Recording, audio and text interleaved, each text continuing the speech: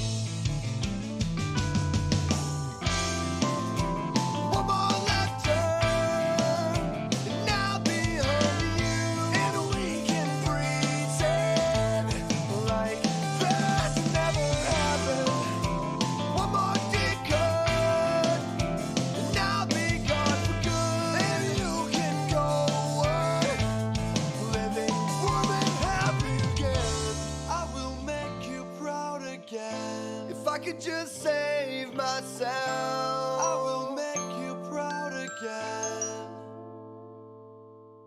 Now I shed my skin before your naked eyes. Do you like what I've become? Do you like what I've become? Now you're here and I cry out, please brother, don't see me like this. Your open arms embrace me with my open wounds still bleeding. You say what's done is done. We'll go on and learn from this. But I'm too torn apart. I'm broken, I can't be fixed now.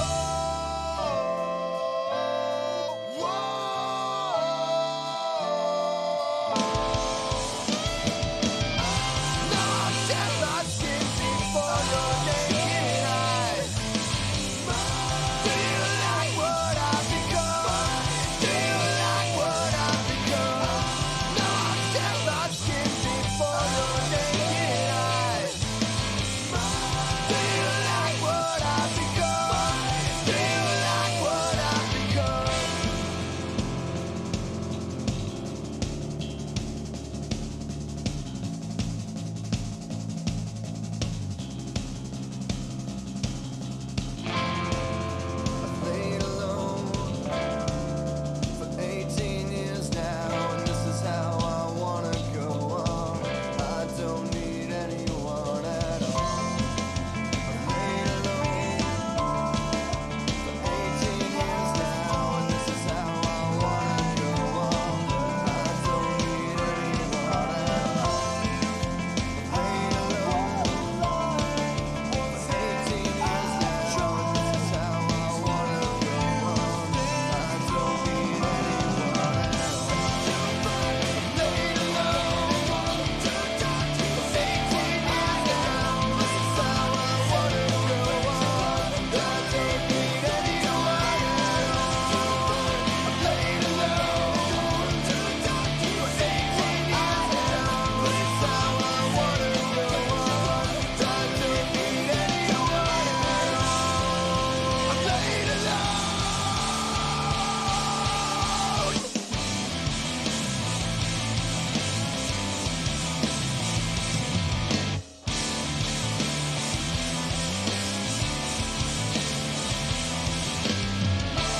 I will make you proud again. If I could just save myself, I will make you proud again.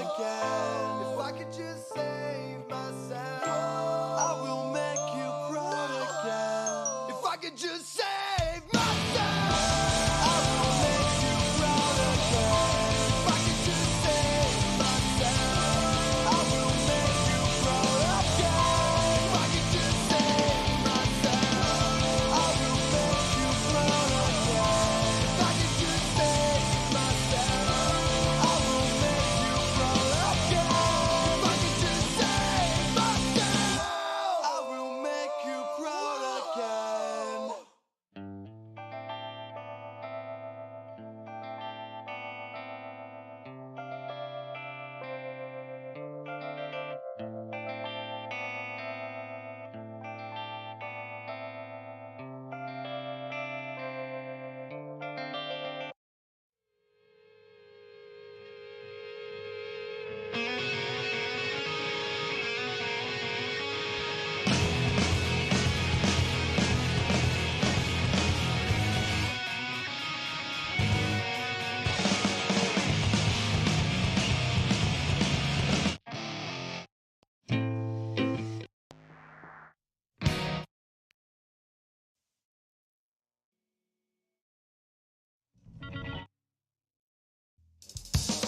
Step.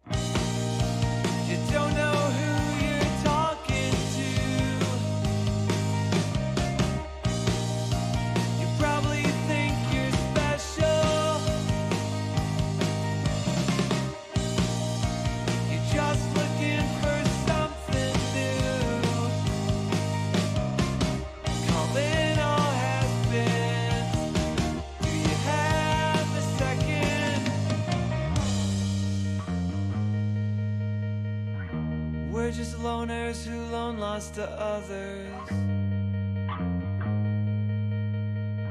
And this is sound therapy undercover. Life is a hotel hallway.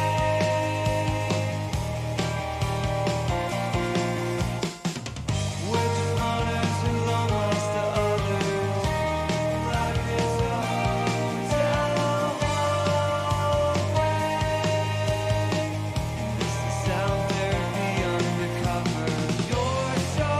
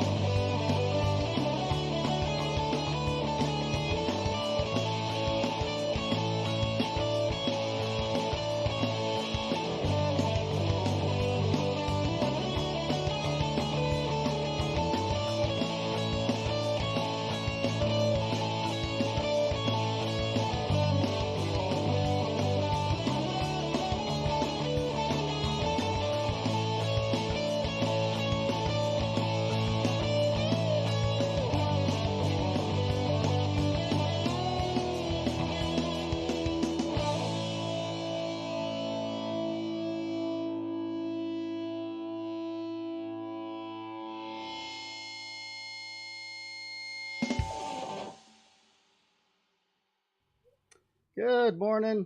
How's it going, everybody? Well, it's still technically morning. We're definitely there. It just barely. Started a little late. Got a little bit of a headache. I think I strained my neck last night.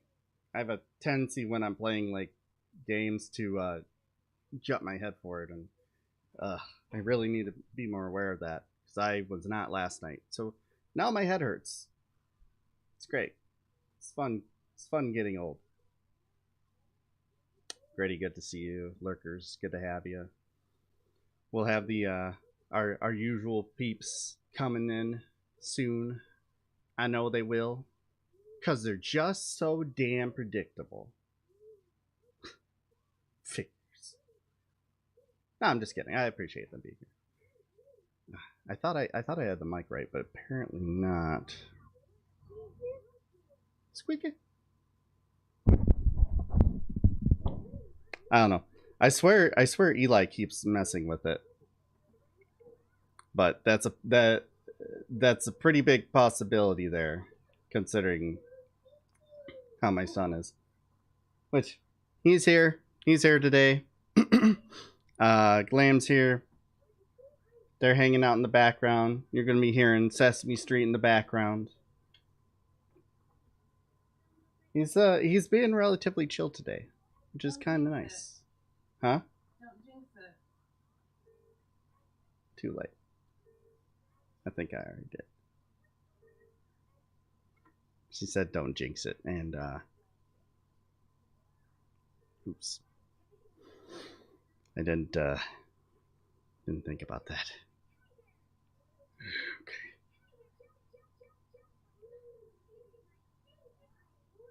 Anyways, how are you doing today? How about you? Do you have any aches or pains that you'd like to complain about? By all means, do so. Today, we got a number of things. We're gonna cover some leftover stuff from the election, and then also we're gonna be watching a video from yesterday's Majority Report from a caller, and I just was like amazed by a lot of things until something eventually made sense to me about it all. So we'll have our fun with it. I mean, thus the name, thus the title in the stream. Because of course we're not anti-white. That's fucking stupid. It's not a thing. Not a thing that exists. So, then we're gonna get into why. Hey, Cicero, good to see you.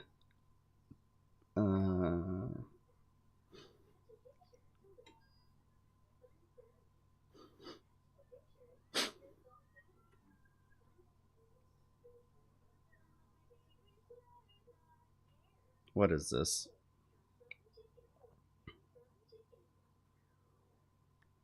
Absolutely. It's good. Looks like the election to be was stolen seen again. to see you. And by stolen, I mean stupid people came out and voted. Like, seriously, I just do not understand how people can go through the shit show that we've gone through over the last 2 years and be like, well, I'm still gonna vote Democrat because I believe in abortion rights. Go fuck yourself! Looks like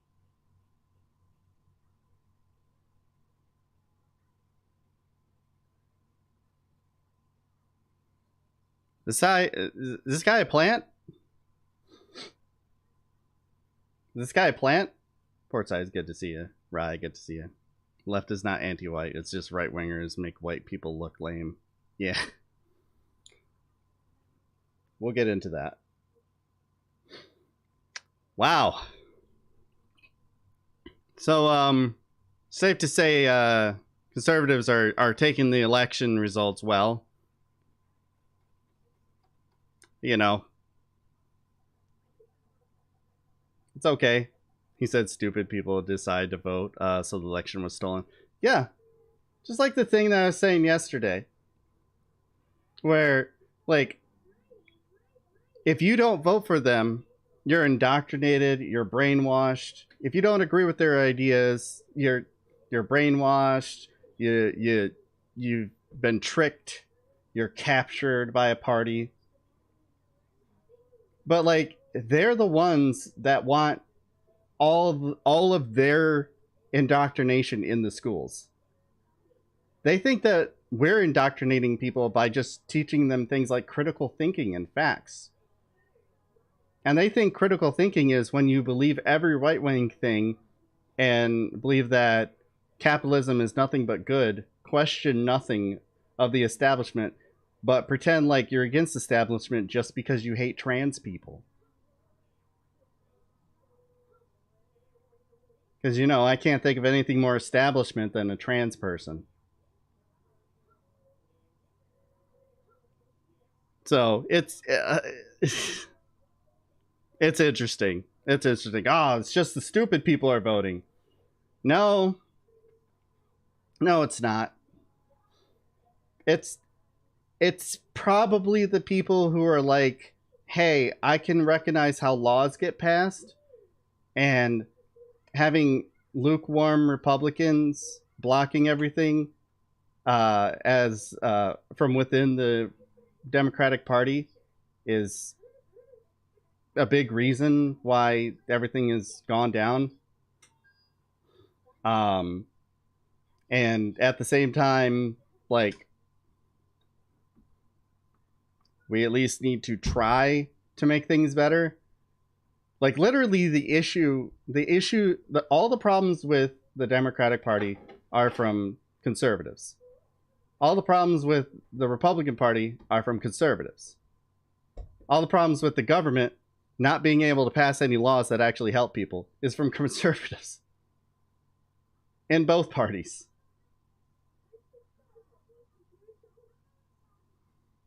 I mean, we can get into the nuance about, you know, whether or not Biden fought for it properly, blah, blah, blah, blah. Why is Sleepy Social... Oh, she must have had to get a new account. Oh, I'll just follow her again. Seems like conservatives are the problem. Yeah, it seems like this endless right-wing shift is the issue here. It seems like further doubling down on, you know, free market capitalism is kind of what's leading to the destruction of this country. And not, I don't know, being like, oh, you're a woman? Oh, okay. That's cool.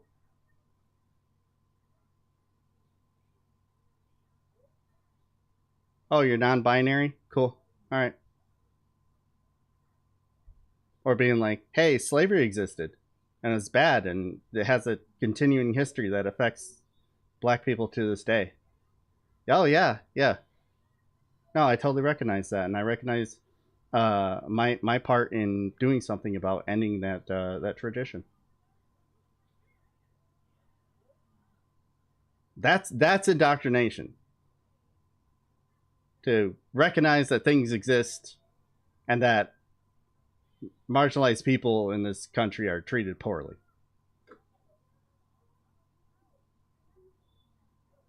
Yep. Yep.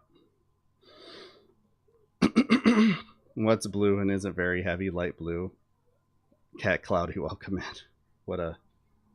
What an entrance. So many chuds became politically active for the first time in their lives for Trump in 2016, and most of them don't know how anything works. Yeah. Yeah. Seems like yeah. Oh, wait. All right. Seems not all conservatives are Q nuts, but all Q nuts are conservative. Yeah. not to mention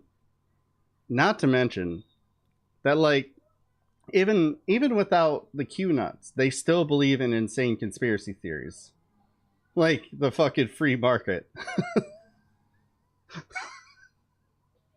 They think the free market exists. Anyways, excuse me. I'm doing good, Cat Cloudy. A little bit of a headache, but we're gonna power through. Two men are on opposite sides of a river. First man shouts to the second, "How do I get to the other side of the river?" Second man shouts back, "You are on the other side of the river." Makes you think. Makes you think. I mean, some believe the Obama was the Antichrist, or not actually American. Yeah. In fact, a lot of them did. Most of them did, honestly. But I mean, that's been the Republican playbook for fucking 50 years. Conspiratorial thinking isn't alien to these people. Nope. All I know is Americans are so easily duped. Yep. Today, an old woman at the ATM asked me to help her check her balance, so I pushed her over.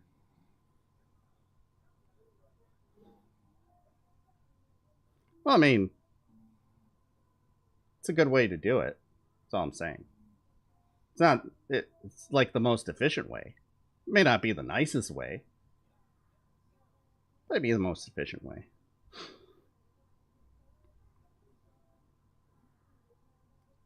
Unless that joke is actually offensive, and don't worry. You're good. You're good. Anyways, let's go ahead and get to some stuff.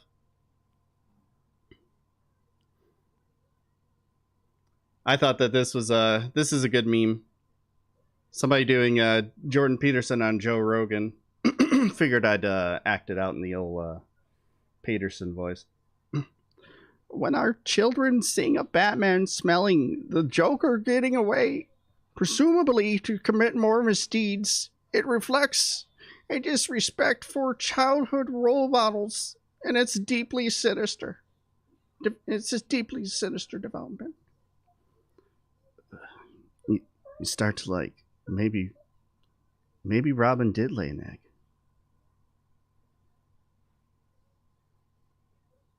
That's seriously, it's so well done.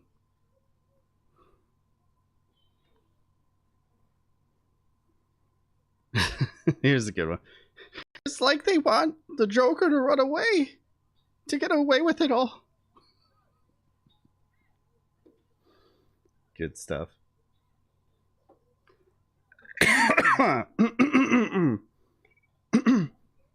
Anyways, just a little warm up. I wanted to talk about this yesterday, but I didn't find it in time. But here's another example that Brianna Joy Gray is she's a useful idiot for right now. She just is. It's okay to hate this grifter now. Yeah. I used to think she was good, but like, man, what is with these people and just like selling out everything? Like, oh, you're on the right side, you're fighting for the right things. And like, I'll take it back to a lot of people went crazy when Michael Brooks died. A lot of people lost their fucking minds.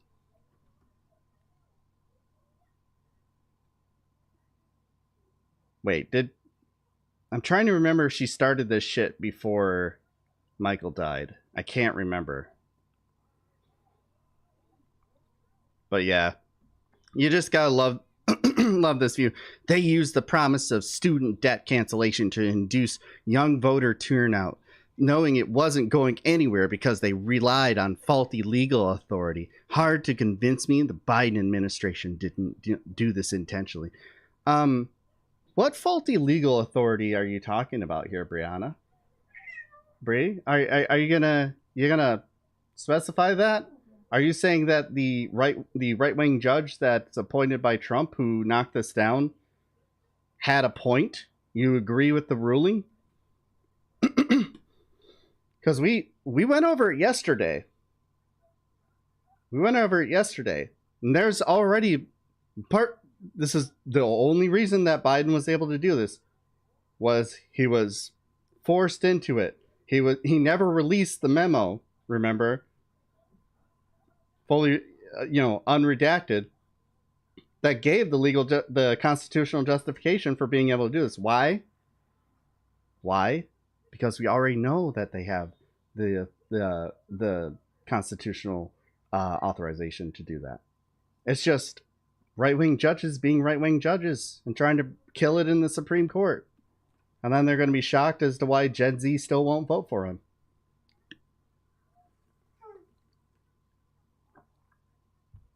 It's like, seriously. American Prospect student loan forgiveness.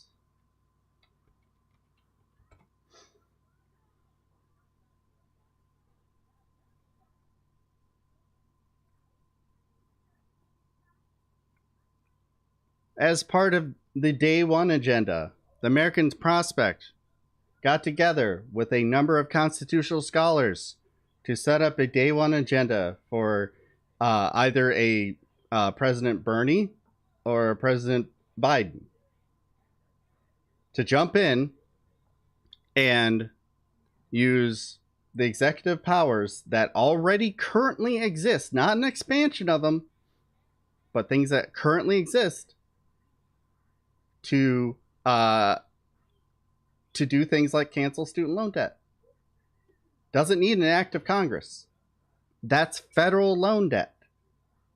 That's all it is. You owe the federal government. The federal government has a say in it. Secretary of Education. It's part of the federal government. He is a part of the presidential cabinet. He is not a member of Congress. He is, as one of our previous presidents said, the decider. This is the same exact logic that the Biden administration used to cancel student loan debt. It's one of the things that I kept saying for months. They cancel student loan debt for people with disabilities and things like that. The same justification that they were using for that is the same justification that they can use for this student debt cancellation. So if Brianna was a good journalist, she would have actually looked into this. If she actually gave a shit about, the cause. Just because right-wingers knocked it down doesn't mean that this was some nefarious plan by fucking Joe Biden to win young votes. Next, you're going to tell me that it was Joe Biden's plan to have Roe v. Wade overturned. Like, give me a break. Democrats are stupid, but they're not that stupid. Slowly slipping into enlightened centrism, Jimmy Dore style, matter of time. She's been there. She's just getting worse. But here's the authority. Here's how this works. So we'll skip that first paragraph and then get into the answer. The answer, according to Luke Heron, a PhD student in Yale in law at Yale, lies with an obscure statute dating back to the Eisenhower presidency known as Compromise and Settlement Authority. This authority was granted to the Department of Education first in 1958 and then codified further in the Higher Education Act in 1965. Heron, who recently finished a public draft of a paper on the subject, explained in an interview that compromise and settlement operates similarly to the concept of prosecutorial discretion, a whole line of jurisprudence that is not really something the courts can question. For example, if someone hits your car, you have standing to sue, but there's nothing that says you must sue. Similarly, the Department of Education can just decide not to collect on student loans. Compromise and settlement gives the Education Department this explicit authority. Heron writes, ED has absolute discretion. That's the Department of Education. Has absolute discretion to determine whether to stop collections, when to collect less than the full amount, and when to release debtors' claims in toto. This power has grown in potential scope over time. In 2010, President Obama signed the Student Aid and Fiscal Responsibility Act, a bill ushered in as part of the Obamacare law.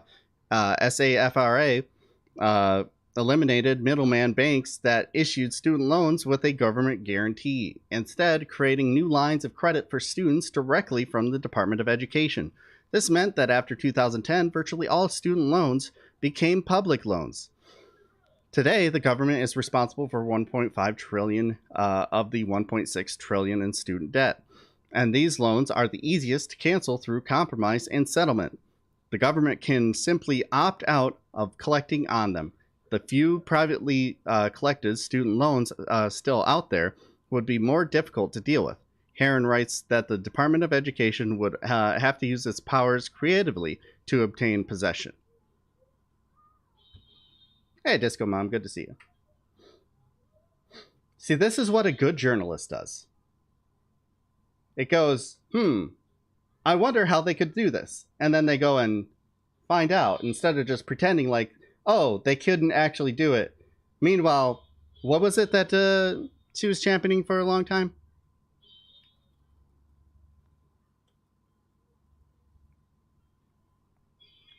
Bree had been saying for months, she's like, oh, he's not going to do it. He's not going to do it. And once he does it, she's like, oh, of course he does it just to get reelected. This is just a ploy. This is just a ploy. And then it gets struck down by right-wing courts, by a right-wing court where it was a Trump appointee. And she's like, oh, see, it was his plan all along to not actually do it. Did you want him to do it or what?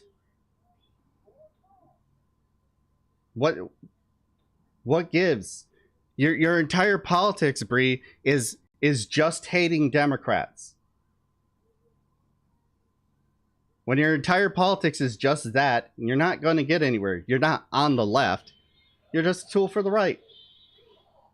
You're telling people what bothers you, but you have no standing. You're just a reactionary. What do you actually want? Like, it's like if Biden were to sign fucking Medicare for all into law tomorrow, and it got taken to the Supreme Court by right wingers, which it would, and it got gutted, she would be like, "Oh, see, this was Biden's plan all along." It's like, no, the problem is the courts. The problem is we don't have the power of the courts. I don't know. Maybe she explains it a little bit better in this video where she talks about it. This issue was debated in a Washington Post column last week. Harvard professor Lawrence Tribe affirmed that the White House is on safe legal footing, citing the HEROES Act of 2003 as a legislative hook that grants Biden executive authority to cancel student debt. But the HEROES Act is a post-9/11 law that allows the president to suspend or cancel debt in a national emergency.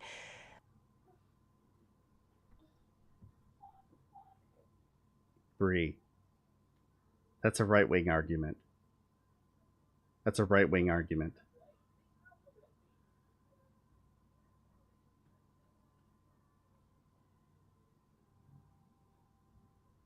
Regardless, we know that there's an expansion on it thanks to all the things we already read. President Obama expanded on it. And it was, I don't even think they referenced the 2003 thing. Did they? It's not based off of that. Yeah, 1958, 1965. Yeah, I'm not seeing that based off of that. So, Bree, what the fuck are you talking about? Whether or not COVID still qualifies as an ongoing emergency is a hotly debated topic, with conservatives and Biden supporters alike aligning on a desire to put the pandemic behind them. The former due to concerns about CDC overreach and politicization of COVID, and the latter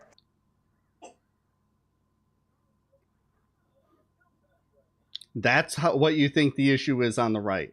Not the fact that they're the ones that politicized it and turned it into a culture war so that they could just not give a shit and continue, and, you know, fighting on the same side as employers. Fighting for the establishment to just continue to abuse workers.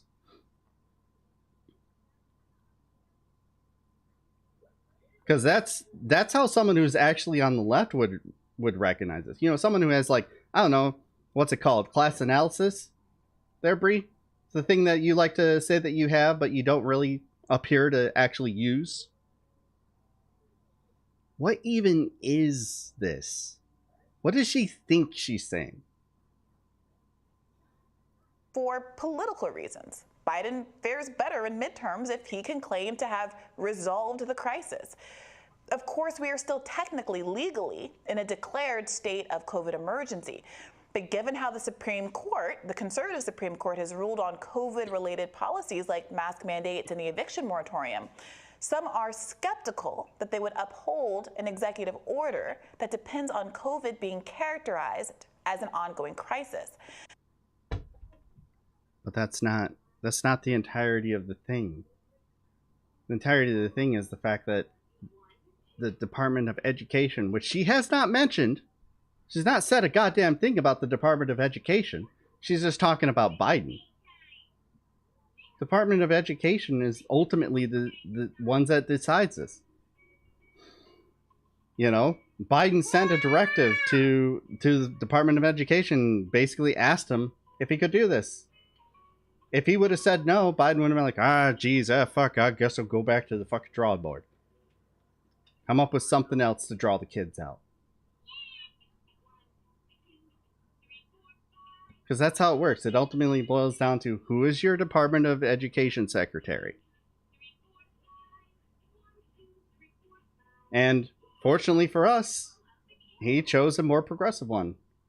I think that's one of the ones he chose a more progressive person for. There's like a mix of a few progressives in there. I spoke to law professor Jed Sugarman, who took a skeptical view of Biden's legal standing on the Washington Post article. On my own podcast. Hold on a second. Jed Sugarman, who took a skeptical ongoing crisis. I spoke to law professor Jed Sugarman, who took a Was it Judge Sugarman?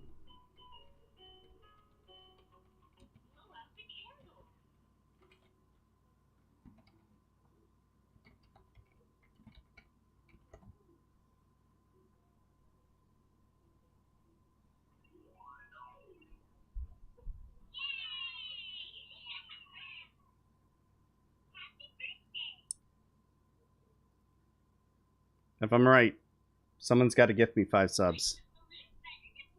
Executive order that depends on COVID being characterized as an ongoing crisis. I spoke to law professor Jed Sugarman, who took a skeptical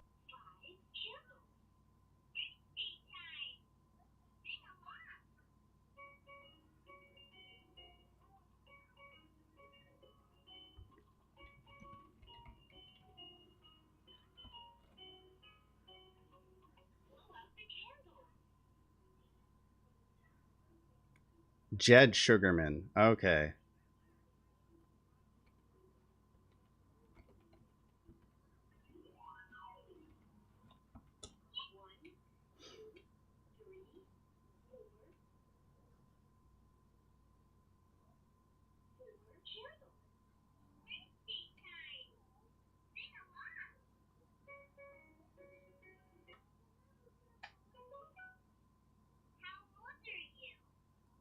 So let's see here. What other articles did he write for The Atlantic? The president's lawyers are making a dangerous argument for presidential immunity.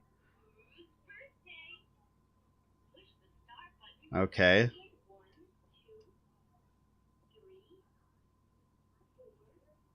Okay.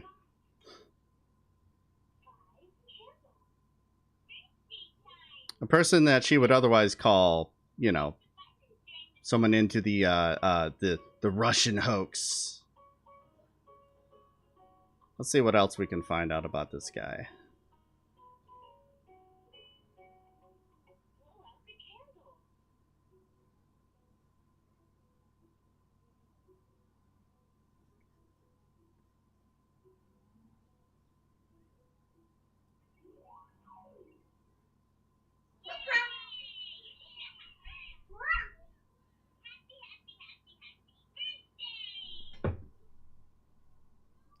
All right, somebody's got to gift 5 subs.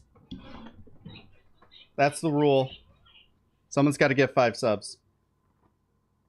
I was right. I'm like, I guarantee that this guy turns out to be a right-wing shill. And yep, he's a contributor to the fucking Federalist Society. Of course. Of course. I could show you how Gray whitewashes Tucker's great replacement theory as class conscious. Jesus. Of course she would. But yep, there it is. There it is. Professor Jed Sugarman. That didn't take long. I wonder if Bree did her due diligence to find out that he's just a right-wing shill. Oh, wait, she doesn't give a shit? She just cares about hating Democrats and nothing else? Yeah, okay. View of Biden's legal standing on the Washington Post article on my own podcast, Bad Faith, on Monday, and he offered some more clarity. Both on Bad Faith and in a piece he wrote in The Atlantic last week, Sugarman argued that Biden should rely on the Higher Education Act of 1960. And by last week, she means September 4th. Wait, did she do...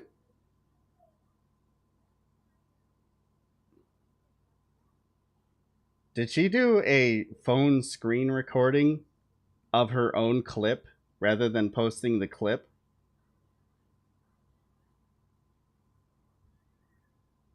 That's weird. 65 instead of the HEROES Act as a hook for his executive authority.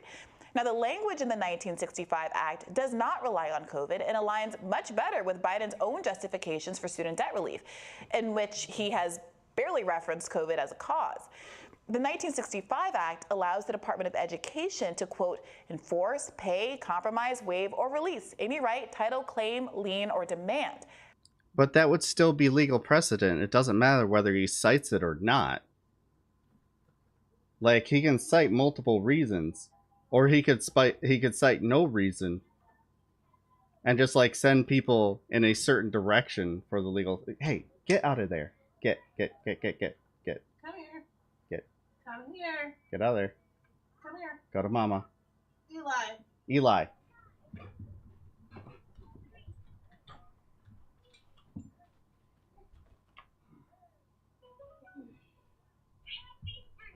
All right. Anyways.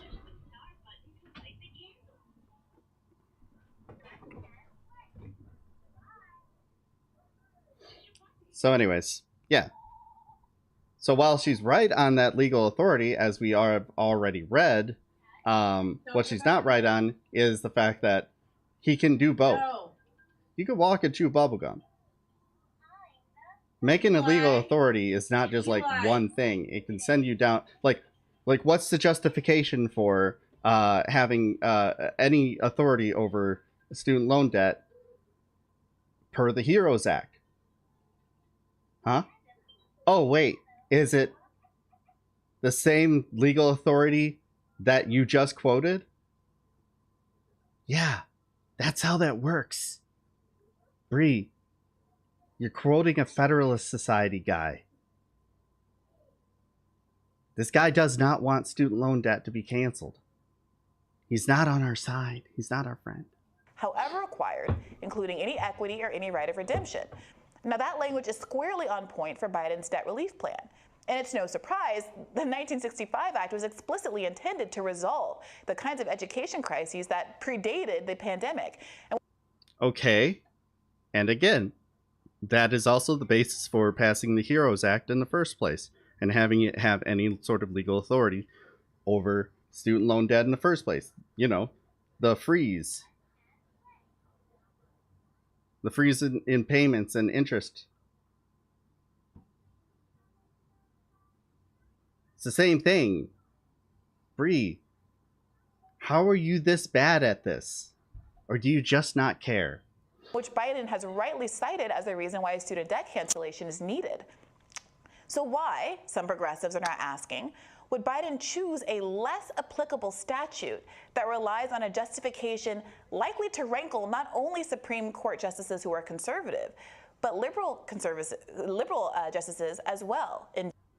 Because he wanted to create the message of bipartisanship on this issue. and point out that, you know, there's a legal authority here that is based upon the Heroes Act that precedes it. Biden's stolen valor. Is that what she said? I must have missed that. Readsters, welcome in. Are they coming up with this stuff? They just lie. They just lie. Jed's view. Well, this is the point at which this conversation tips into some speculation. One cynical argument is that Joe Biden wants to exploit the goodwill of young voters and older voters too to carry Democrats through midterms, knowing that he'll never have. No, I am not a nurse. I'm going to school for nursing. A former CNA. Have a lot of education in, like, soon to be nurse man. I hope. I hope. But yeah. Competition would Someone start say kicking whiteness. in. Yeah. Lord Freiters gifted a tier 1 sub to Reed Stirs. They have given 384 gift subs in the channel. Lord, thank you for gifting a sub to Reed Stirs. That was the most awkward pause. You ever just, like, cringe from awkward silence? Ew, that's weird. Anyways, enjoy that sub, Reed. Welcome in. I start my healthcare aid training in the new year. I was a previous CNA in Texas, but up here in Canada land, I'll start at like $23 an hour. Jesus, nice. And you'll get some of your healthcare covered at no cost. I'm not jealous. Not at all. But yeah, enjoy that. I mean, you were already CNA, so you already know what you're getting into, so. But congrats. Don't be jealous. It was negative 25 a couple days ago. Is that Celsius?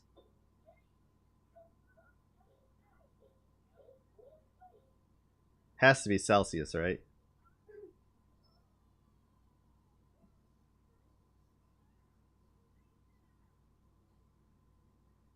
I'm trying to. I don't know the conversion when it gets that low. You just convert it to fucking cold, yeah. I can tell by the tone of the voice that you're very jealous. Yeah. Amazing Wolf Skeptic, good to see you. I can do it really quick. I mean, I had to learn it, so let's see here. How does it work? Fuck it.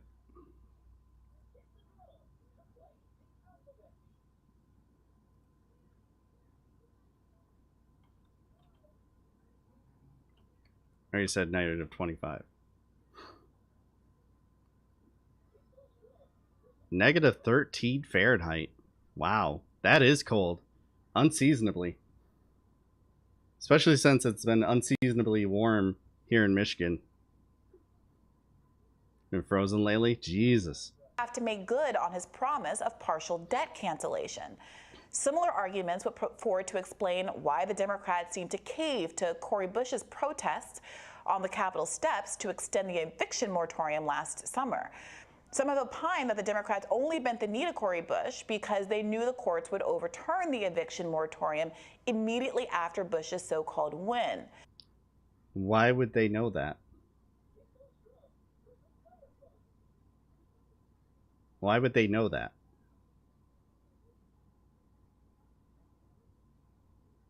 Like, this is just an assumption for them. Just, there's cynicism, and then there's this. Like, I swear, people like Bree make Democrats out to be like people in smoke-filled rooms, just like, you know, drinking blood and going, Mwah! She's saying they bent the knee to Cori Bush. When, bitch, when? Yeah. Gained 6 pounds last week. Just ate A&W burgers and got stoned. Unhealthy, but I have no remorse. Hey, that's taking care of you in here. That's how you get through the cold. Ah, yes, Michigan got the best medicine. Yeah, you know, it's fine. Welcome in, cow ticket.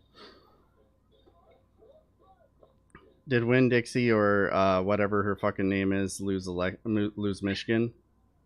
Tudor Stonewall Dixie. Oh, two door Dixon. Yeah, she lost.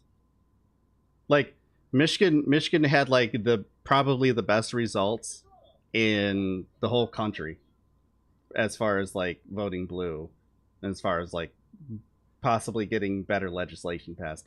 Our fucking uh our entire legislature flipped to blue for the first time since 1984 because it's no longer gerrymandered to hell. It's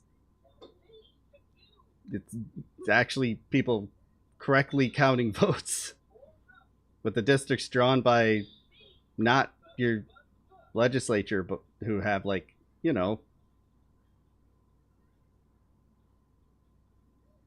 conflicting interests, but instead by an arbiter who, you know, did it right.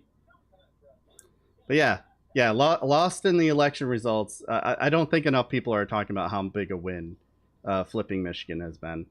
Now we just need Michigan to actually act on it, and hey, we'll see. I like our chances. Whitmer's got the White House in her eyes, so she has plenty of reason to do shit. That's all I'm saying. Is Biden similarly hoping to be able to hide behind the courts?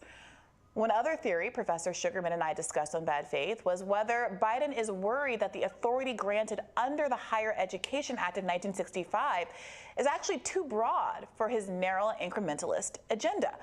Sugarman argued that Biden would have a tough time. I don't think the Teamsters unions aren't really a factor in Michigan, from what I know. Like, Teamsters more work in like the movie industry, right? Am I wrong on that? But like, no. We have some issues with the UAW, but that's being worked out. So you know, 1960s are gone. This is good news for Michigan. Yeah, we still don't have a lot of union representation here. Unions have been gutted for power, thanks to right to work laws. And from what I've heard from Michigan Democrats, that's going to be their first thing that they do is repeal right to work. So that's going to help a ton. Canceling all student debt under the HEROES Act.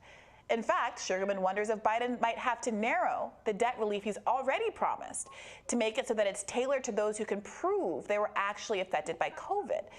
And I want to be clear here that this is by no means confirmed. I also spoke to Sparky Abraham from the Debt Collective, who's been a guest here on Rising, on my Collins show on Monday. And he offered some strong pushback to Sugarman's theories, which people should definitely take with a grain of salt. Oh, you got to take the pushback with a grain of salt, but the Sugarman guy definitely knows what he's talking about. You know, the Federalist Society guy. Sparky's view is that Biden's policy actually does pass muster under the HEROES Act and won't need to be narrowed at all. But what's clear, even in Sparky's own observation, is that the Higher Education Act of 1965 grants much broader authority to enact much more comprehensive relief. Yes, correct. That's not something that's supplementary. That's something that already exists. Like, that's not like, you know, it's not just a yes and. Let me put it that way. It's very much a situation where, you know, the HEROES Act ability to pause student loan payments is based off of that 1965 Act. It's based off that. That's what he was saying. He's saying, yeah, he can do that and more. But he's using the recent example so that they don't have to, wind the clock all the way back. He's trying to sell it like this is where, Biden sucks at politics. But he's trying to sell it by using something more recent in people's mind.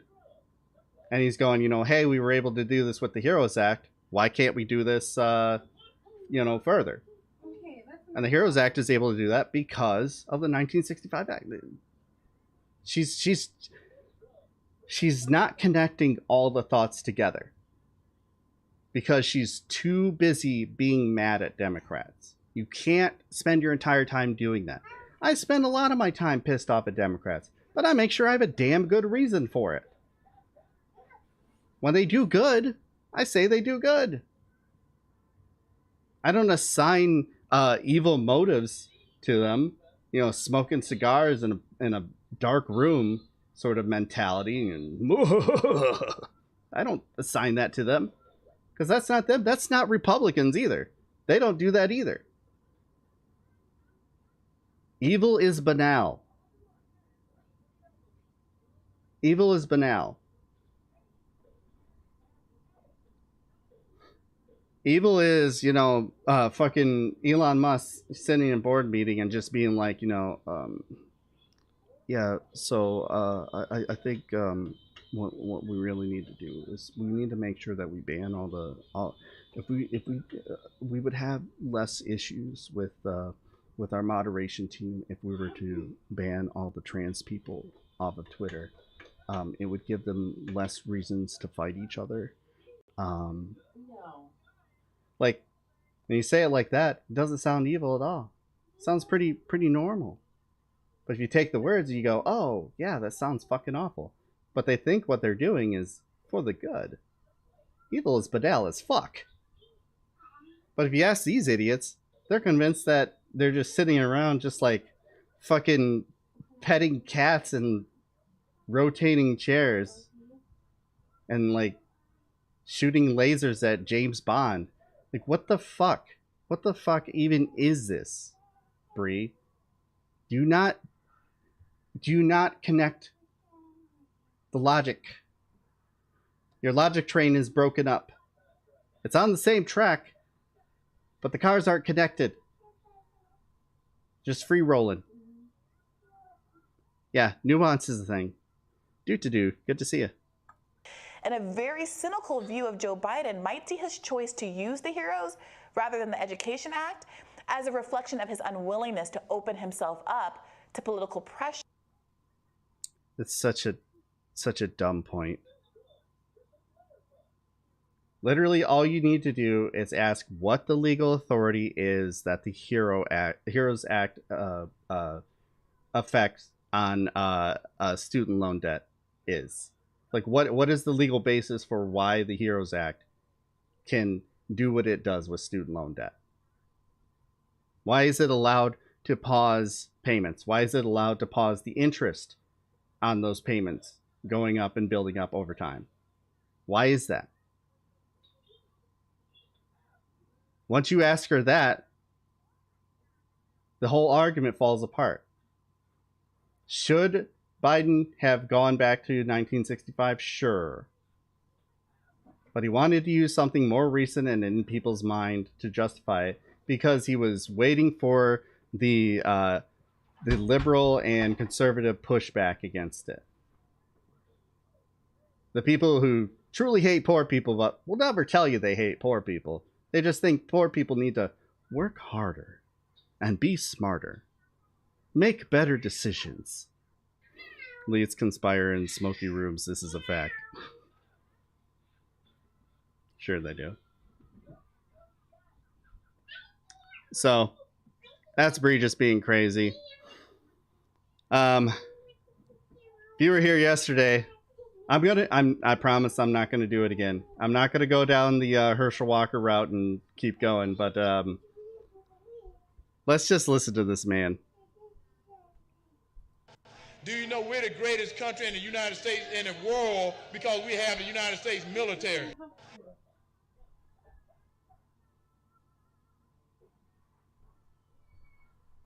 We're the greatest country in the United States in the world because we have the U.S. military.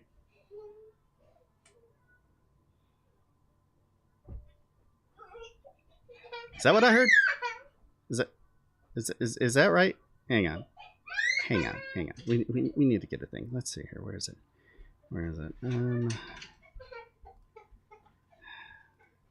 Let's try and type this out. See if maybe I'm missing something here. Do you know we're the greatest country in the United States in the world because we have the United States military? Okay. Do you know we are the greatest country in the United States in the world because we have the U.S. military.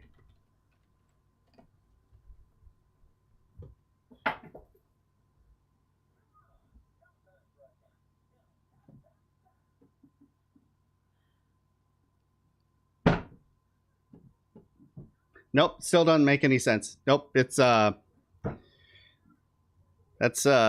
that's a sentence.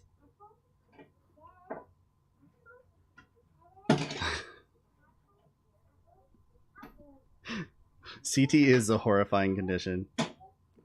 Like, for as much as they want to talk about how Biden's just going to drop dead out of nowhere,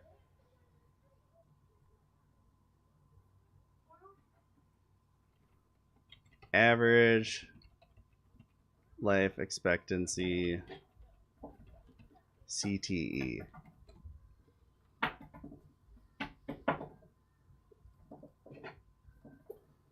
CTE found the average lifespan of those with the disease is just 51 years. Okay. How old is Herschel Walker?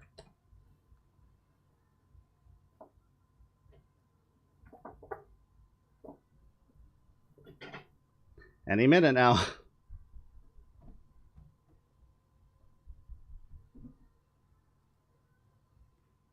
That's dark.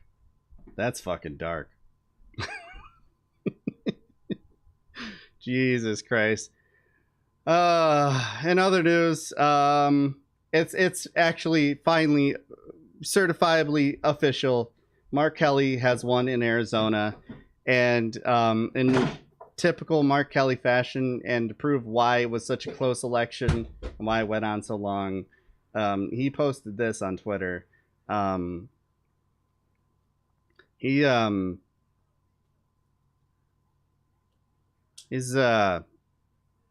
a good time.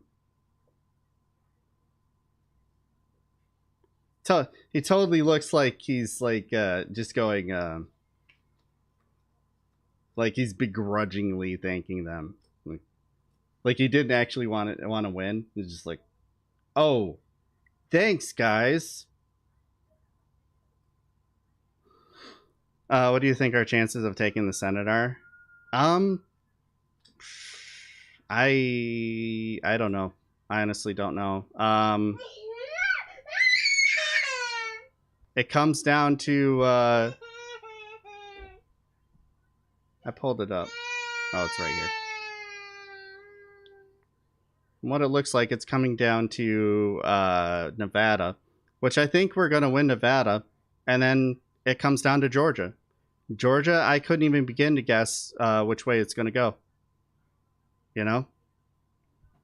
It's going to be a tough one.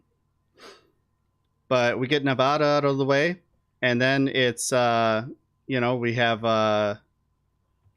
Bernie and, God, why do I always forget the other independent in the House? Independent senators.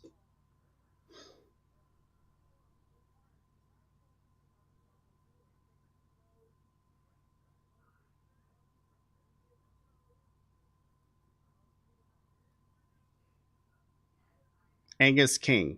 Angus King. That's right. But yeah, he caucuses with the Dems. Yeah. So when you look at this number, you always got to add +2. You always got to add +2 to account for the people who caucus with the Democrats, but are not Democrats. And that would be Bernie and Angus King. So the real number is 49-48 currently. Nevada, everything that I've seen, once like all that's left is counting the mail-in votes, and those mail-in votes are more likely to be heavily leaned towards Democrats, which will wind up, giving us 50. That'll give us the majority, and then when Georgia happens, that'll make it so at the very least one of the Manchinima people will not be able to hold everything back. Both of them will have to coalesce around each other. Abolish the Senate. Oh, 100%, but we're not there yet. That's a hard case to make right now, but yeah, the Senate is 100% anti-democratic. So that's how things are standing now. Let's check and see how good old Lauren Boebert is doing. Let's see here how that race is going. Still at the same position it was in yesterday, and I think they're still the votes that are coming in are mail-in votes too. I think that's what they're stuck by, and if that is, well, guess what? That goes Democrat. Hey, maybe you shouldn't have demonized a whole ass way for people to easily vote. Canadian one too. The Prime Minister appointments are whole Senate until their old asses are supposed to retire at 75, and places like Prince Edward Island get more senators than all of Alberta technically, or are supposed to. Yeah, Senates as a whole are fucking garbage. Potatoes get more representation than me. Hey. We are not anti-potato here.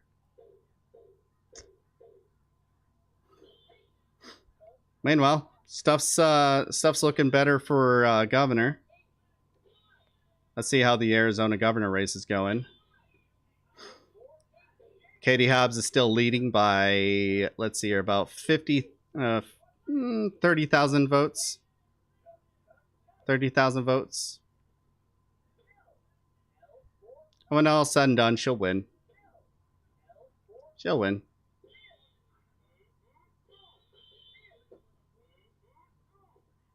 Which, speaking of Arizona and Kari Lake, how crazy do you have to be to actually make Kari Lake go, I don't know about that? Well, Tucker Carlson. So your opponent is the Secretary of State.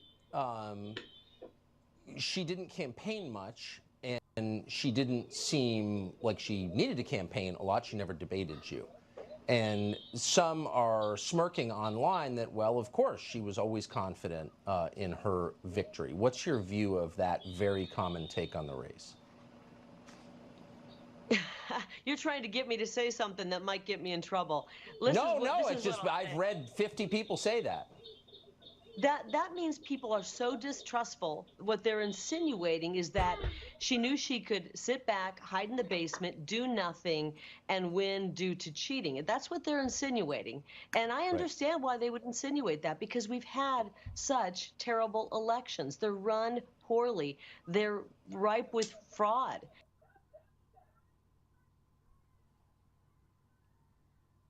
No.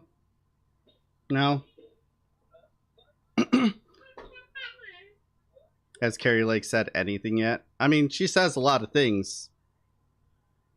None of them are correct, but she says a lot of things. She's been all over Fox News.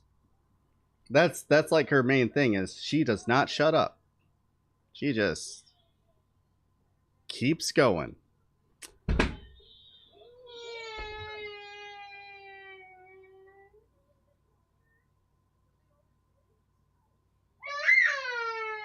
What'd you do?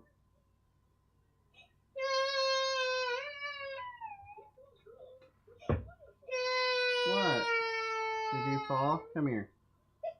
Come here. Come here. Let the shoe go. That's why you fell. Why are you trying to put your shoes on? You okay? You okay? You're okay. I just saw you smiling.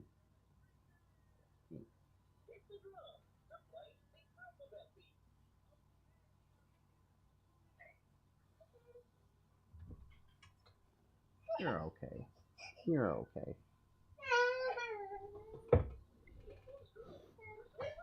Yeah, that's unfortunately that's a common occurrence on days when my wife's home and I'm streaming. So I apologize. We usually try to avoid it. She's taking care of something, and so yeah, he's fine. He was trying to put his shoes on and he tripped over them and fell. I think I more scared him than anything. You're okay. You're okay.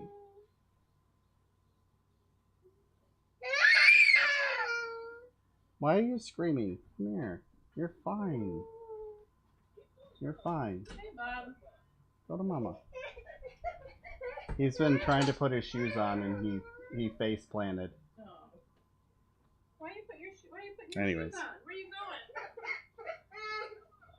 going? Let's go check and see if the mail came. Jesus. Give me this. Don't eat the shoe. That's gross. Apparently he's trying to eat the shoe. Wouldn't be his first time. Anyways. So yeah, I always try to warn people there will be a baby in the background for some of my streams. I apologize. He'll get older. Yeah. Most days he's at the babysitter's. But we can't have him at the babysitter's every day, you know what I mean?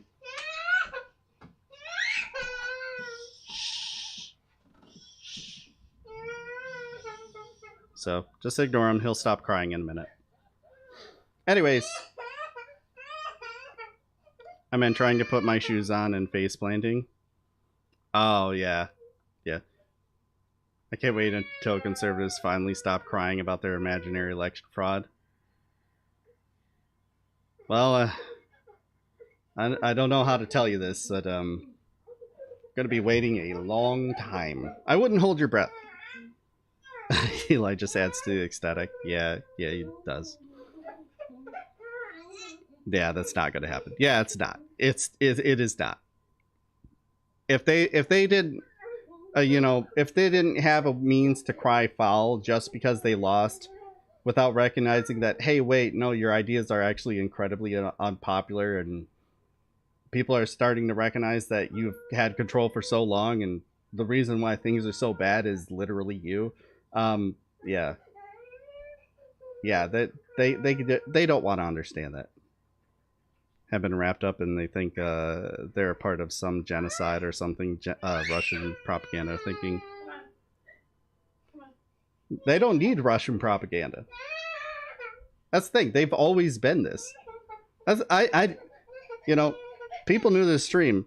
I want you to recognize one very clear thing about the Republican Party. What they are now is not an aberration. It's what they've been aiming for forever. This is who they've always been. It's who they have always been. Party of projection, the party of endless self-aggrievement without recognizing that they've had all the power structures in society for decades, Come here. They're always under attack because their policies are shit. But they're like, we're under attack because we're Christian, when literally Christianity is still in control of this country, like has a tight grip on it. But people who are trying to pry away at that grip, all of a sudden, oh no, they have a reason to be aggrieved because now they're being persecuted. Because people are like, hey, maybe we don't have a theocracy. And that's seen as persecution. On that point,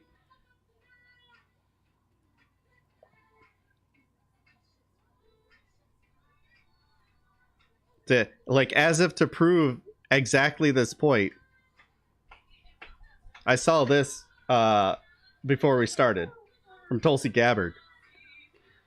Today's Democrat Party does not believe in our constitutionally protected right to freedom of religion. They are hostile toward people of faith and spirituality and actively undermine our religious freedom. No, no, no, no, no. That is literally what people like you are doing. See, enacting a Christian theocracy is actually something that is contrary to freedom of religion. Freedom of religion doesn't mean that one religion can make all the rules based on their religion.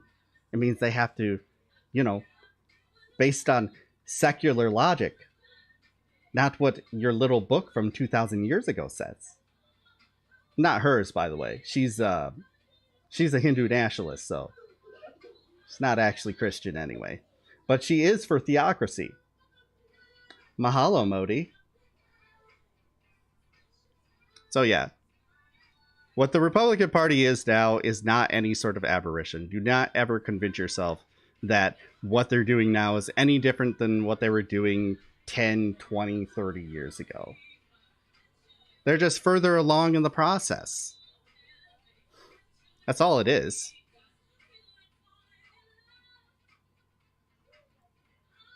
But yeah, I think Carrie Lake loses, and it's going to be funny. And they're going to cry election fraud. They're not going to have any proof of it. They never do.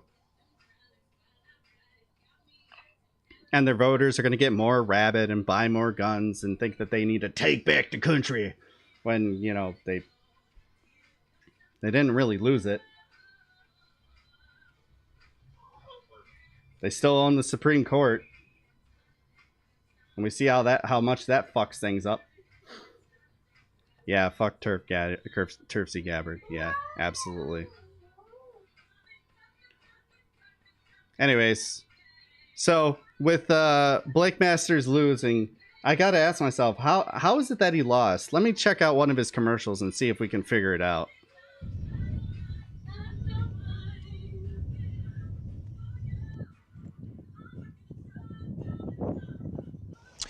This is a Walther PPK, otherwise known as the James Bond gun. This is chambered in 22 LR, and I've got a dead air mask silencer on it.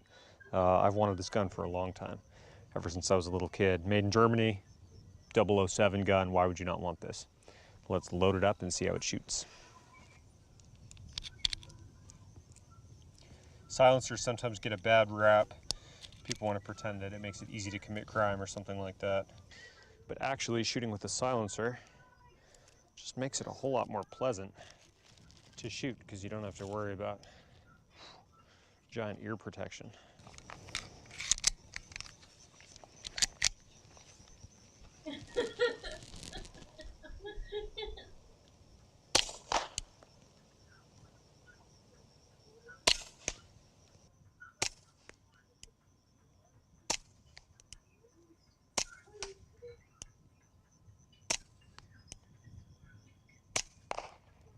Wow. Hopefully you can hear how quiet that is.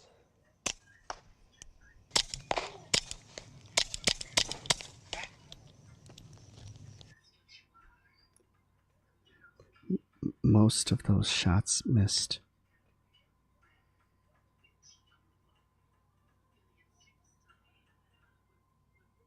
Most of those shots missed. You can hear when they hit. Whisper quiet. It's pretty cool.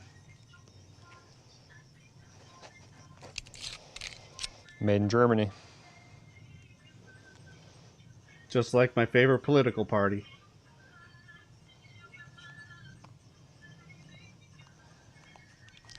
It's pretty cool. Pretty cool. Just a little bit warm. Oop, very hot.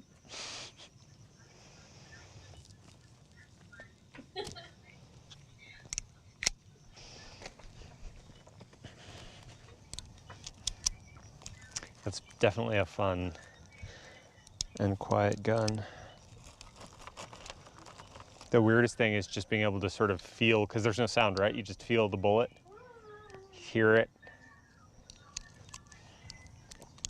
Where's your sock?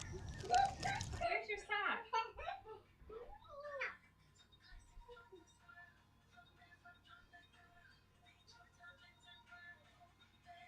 Wake up. You guys awake?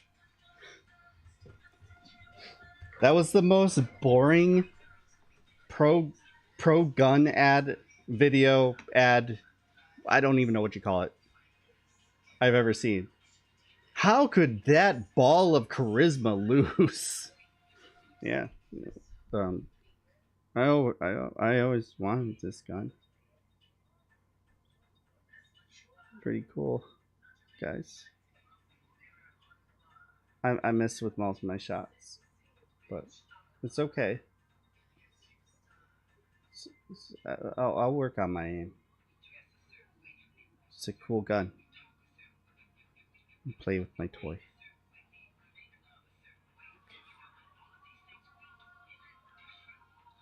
James Bond gun.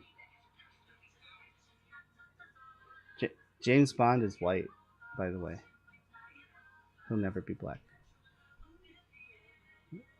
Because German gun. Vote for me. It also begs the question, why was this race so close? But I mean, then again, you know, Mark Kelly.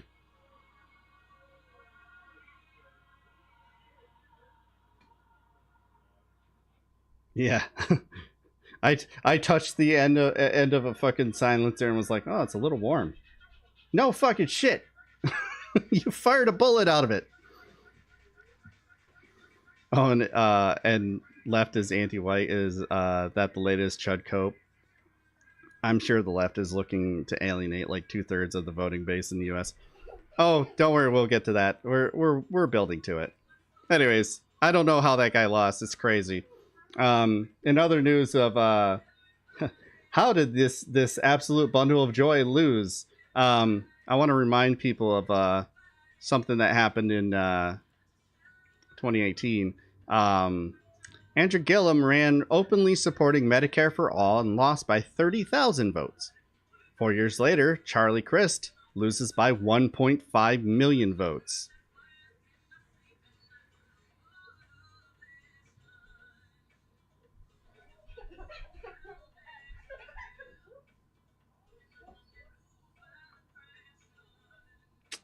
Yeah.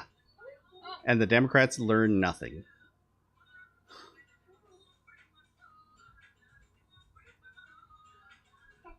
There's some fun analysis, too, on top of that. Colorado's fully gone to Democrats, Florida to Republicans. Both parties point to these states with pride. When it comes to quality of life, poverty, opportunity, innovation, and good jobs, there's only one winner. Colorado dominates on all factors.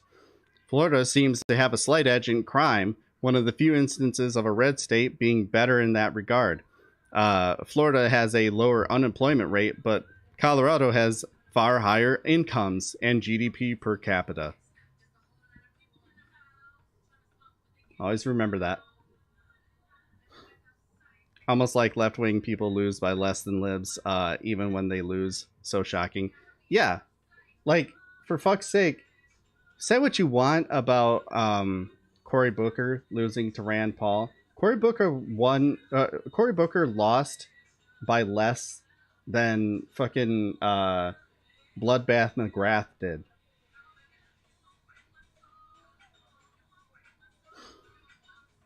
You know, the pro-Trump Republican or pro-Trump Democrat that Democrats had to run. One of the downsides of the election on Tuesday, though, New York absolutely shit the bed as far as their state houses go, because, you know, they have the Working Families Party, and the Working Families Party is a plant by conservative Democrats within the New York Democratic Party. They were the people who were helping Andrew Cuomo continuously get elected. They were incredibly active, pulling votes away from Zephyr Teachout, pretending to have progressive politics and running basically people to soak up votes. Charles Booker? Yeah, sorry. I have a headache today. I'm getting there. I'm working on it. It's a process. So you would figure that in an instance where you know, yeah, you run roughshod on, you know, having Democrats sweep the board federally, and then your state house flips to fucking red as fuck, that heads would roll as far as a Democratic Party chair goes for the state of New York. And apparently he doesn't think it's fault. It's his fault. This is Jay Jacobs. I know that there are lots of people that think I'm the worst person in the world. Well, let's hope that you make a good case for yourself. But the truth is, I'm probably only in third or fourth place.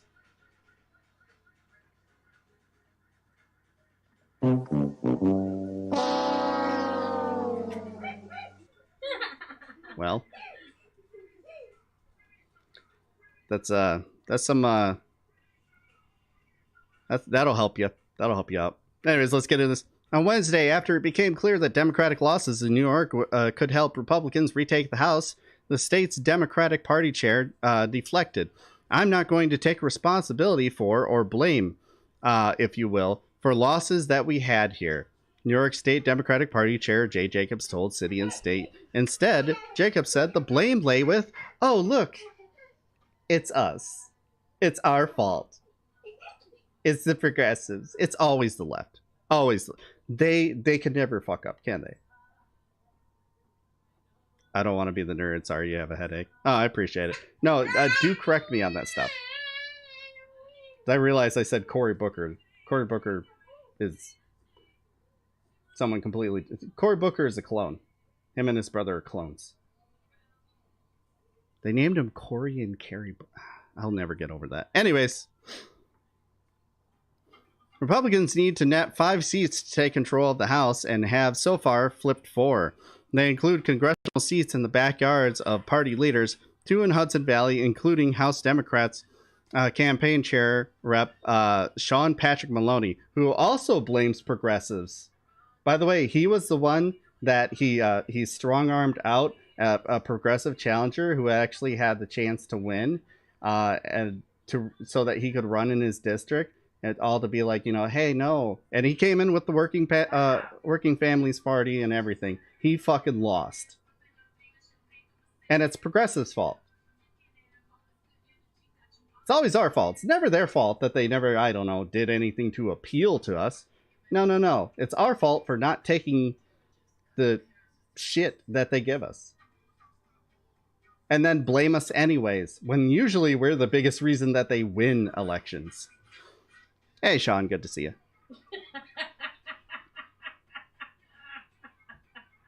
Let's see here. Republicans need to we already read that. And 2 in Long Island, where Jacobs also chairs the Nassau County Democratic Committee. That's in his backyard. State Senator Jabari Brisport, a stalwart progressive Democrat and Jacobs' critic, told The Intercept. He's literally from Nassau County. As the carnage for Democrats in New York crystallized on Wednesday, party leaders across the state swiftly called for Jacobs' resignation. Asked about those calls, incumbent Democratic Governor Kathy Hochul, who won re-election on Tuesday, even as the party suffered down the ballot, told reporters she had no plans to replace him. Jesus fucking Christ. Mark. What?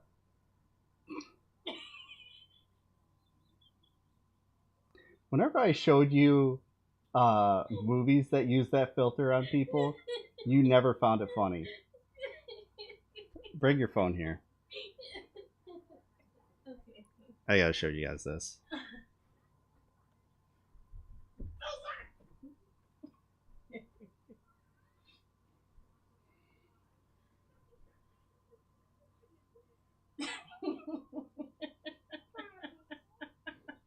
He has my eyes.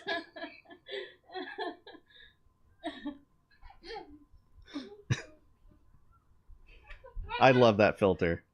I love that filter. Like, whenever you would, like, get on TikTok and you'd find, like, people who would put that filter over people in movies, I would be dying. I'd send her those videos. She'd be like, that's not funny. Now, all of a sudden... It's funny on our son. It's funny for the same reasons. It's the same joke. I need to get an updated Eli emote. Maybe I'll make that. No, I'm not going to do that. That's crazy. Anyways, back to the story.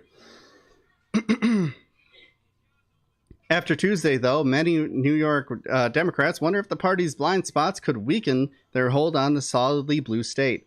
With Jacobs distancing himself from the losses, many are asking the question, what does Jay Jacobs actually do? This kills me every time. What's this? Oh, yes. This is what I'm talking about. Hang on.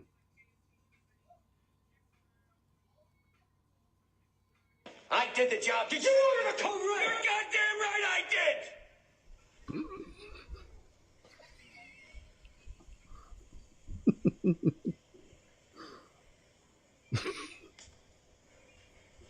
Please, the court. I suggest the members be dismissed so that we can move to an immediate Article 39A session. The witness has rights. Captain Ross.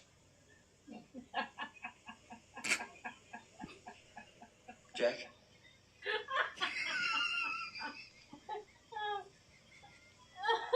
The members of the court will... Yeah. Stuff like that. I've seen one done with fucking Titanic. Nightmare paralysis demons for days. It's so good. You should keep the one of him as a baby and do one as he gets older. Could be cool. Yeah, I mean, the one of him as a baby is really good. Like, he's making that angry face, and I love it. Anyways, getting back to this. To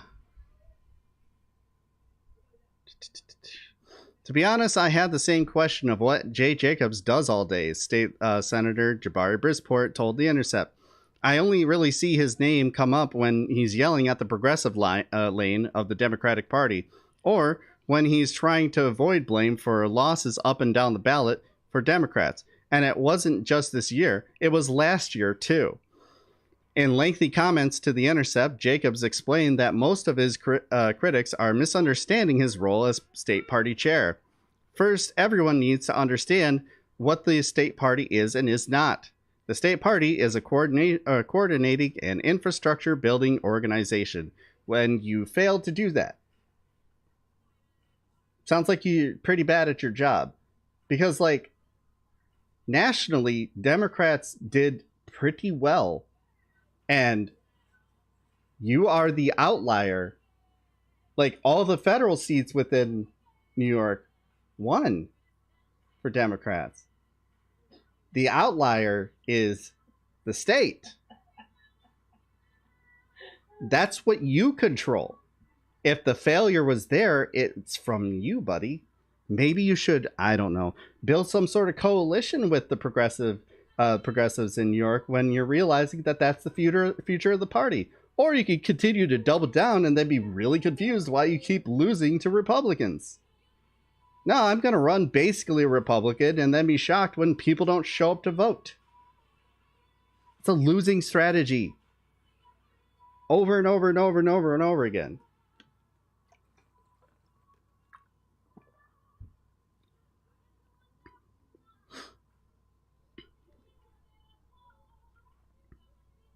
As chair, I oversee that effort and raise a lot of money to fuel those efforts. Apparently, you fucked up.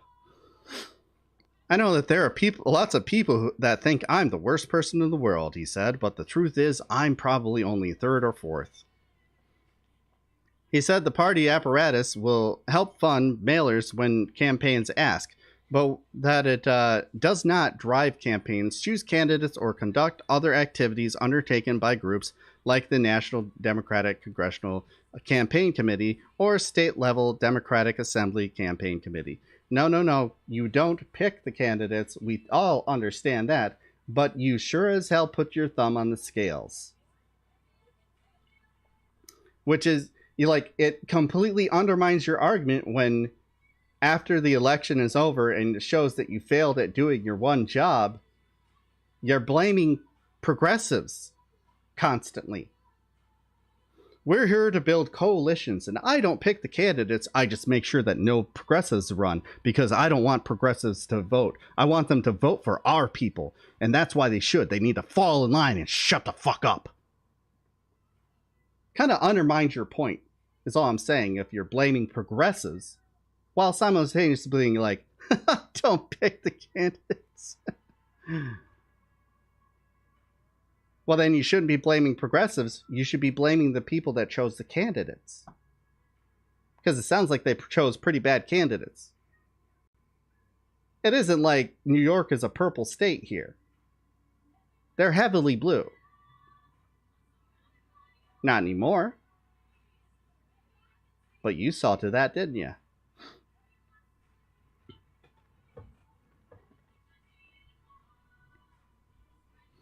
Progressives have done more for the Democratic Party than the Democratic Party has done for the Democratic Party. Yeah.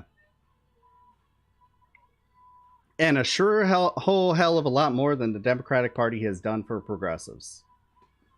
They hate us. They hate us.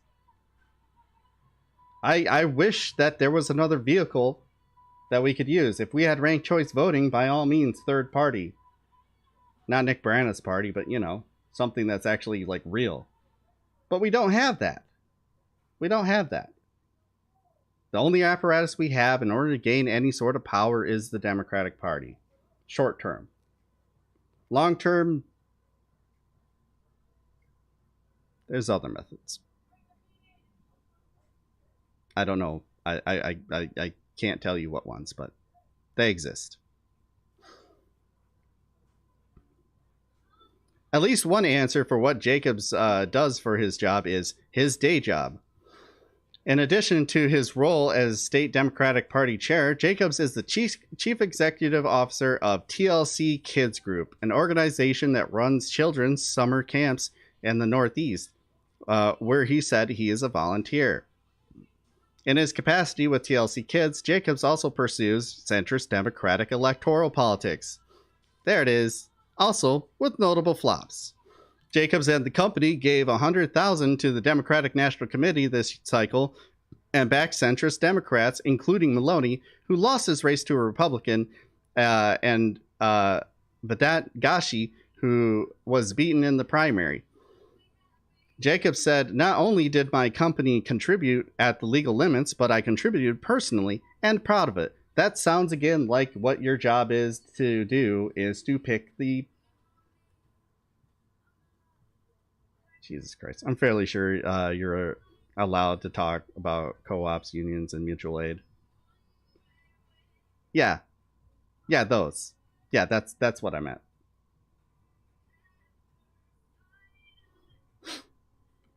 Anyways. Jacobs has long shown disdain for the party's progressive wing. In 2019, shortly after Governor Andrew Cuomo appointed him to chair the state party, Jacobs launched efforts to sideline progressives. First, he pushed a ban on fusion voting, which allows different parties to nominate the same candidate. Then later, Jacobs worked to raise the threshold for parties to appear on the ballot, an apparent effort to keep the Working Families Party off of it.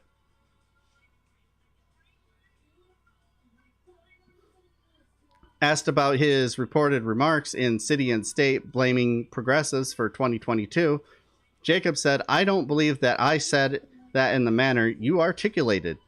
If I did, I should not have said it that way."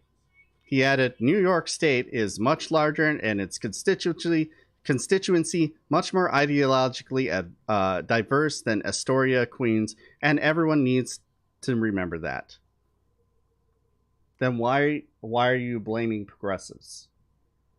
We didn't stop anyone from voting. In fact, we usually are the ones that are doing the majority of the work to get people out to vote.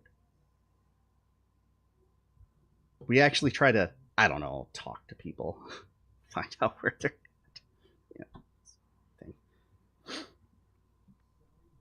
at. They hate us because they hate us. Yeah, they could be us too. That's the sad thing. Just start rejecting all that corporate money. That's all you gotta do. Some progressives remained unconvinced that a party honcho bears no responsibility for electoral losses. And you better believe that if he was progressive in charge, they would be only blaming him. Well, they would be blaming him and us. Jacobs says he isn't responsible for the New York Democratic Party, said progressive strategist Gabe Tobias. Good, so quit and let someone run the party who actually cares about our issues and our voters.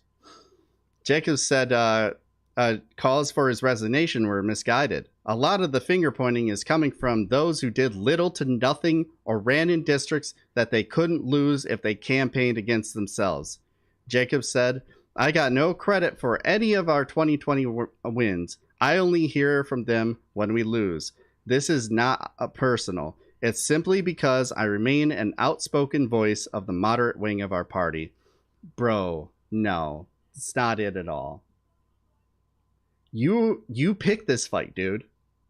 This is on you. You're the one that was going out and blaming progressives. And by the way, the people who do more for the party is progressives. We're the more politically active people.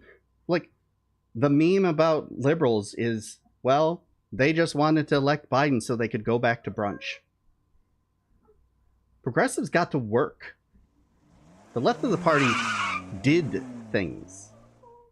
22 Vingo, thank you for the follow. And that's always been what we've recognized, because we think long term, because it's kind of all we got. We need to start trying to change things now, and we recognize that you assholes are going to constantly be in our way. So we got to get what change we can get and get what wins we can get. I do love his subtle dig at fucking AOC.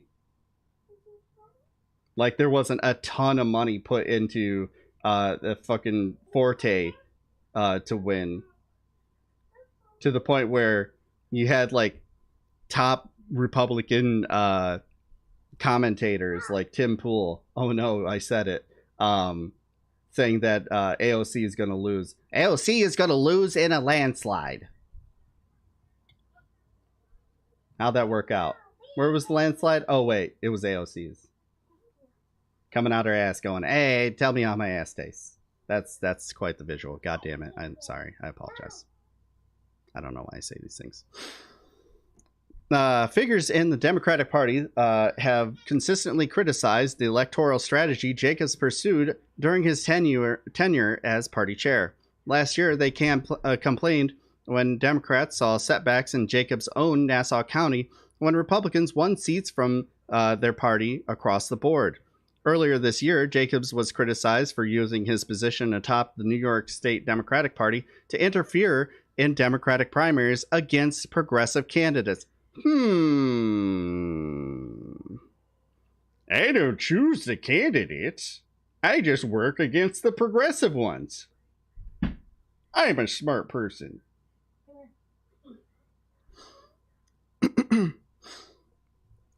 You have these candidates out in Long Island, in South Brooklyn, and in Eastern Queens that really could have used that help, Brisport said, of Jacobs using the limited resources to attack fellow party members. In the one-time party stronghold of South Brooklyn, for instance, Democrats in the state assembly suffered significant losses this year. Sometimes Jacobs' heated rhetoric about progressives drew fire. In last year's race for mayor of Buffalo, Jacobs, in his refusal to endorse her, compared progressive Democratic nominee India Walton, by the way, who's black, wait for this, to Ku Klux Klan leader David Duke. Walton went on to win the Democratic primary against incumbent Mayor Byron Brown, but lost the general election campaign after Brown banded with Republicans to run a write-in campaign, thus taking votes away from her. They split the vote on purpose because they would rather have a Republican in than a Democrat.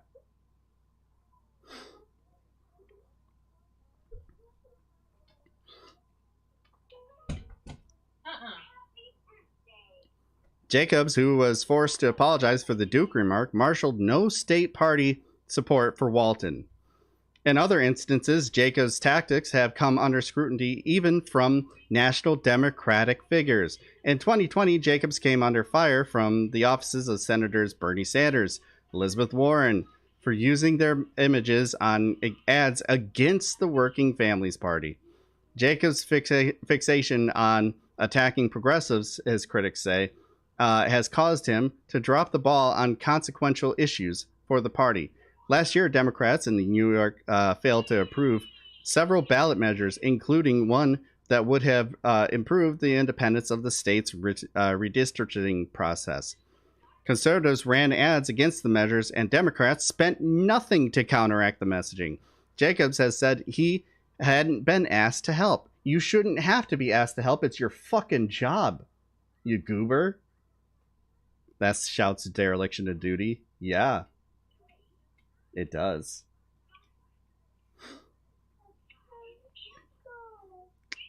Three of the five proposals which Democrats had expected to pass failed by wide margins. He was so busy last fall, yelling at India Walton, the Democratic nominee in Buffalo, that he did not support those candidates out in Long Island, and also failed to spend any money on Prop 1, which would have stopped Republican judges from gerrymandering the lines this year, Brisport said. That's just last year. Oh, he's doing a great job. Why are people criticizing him?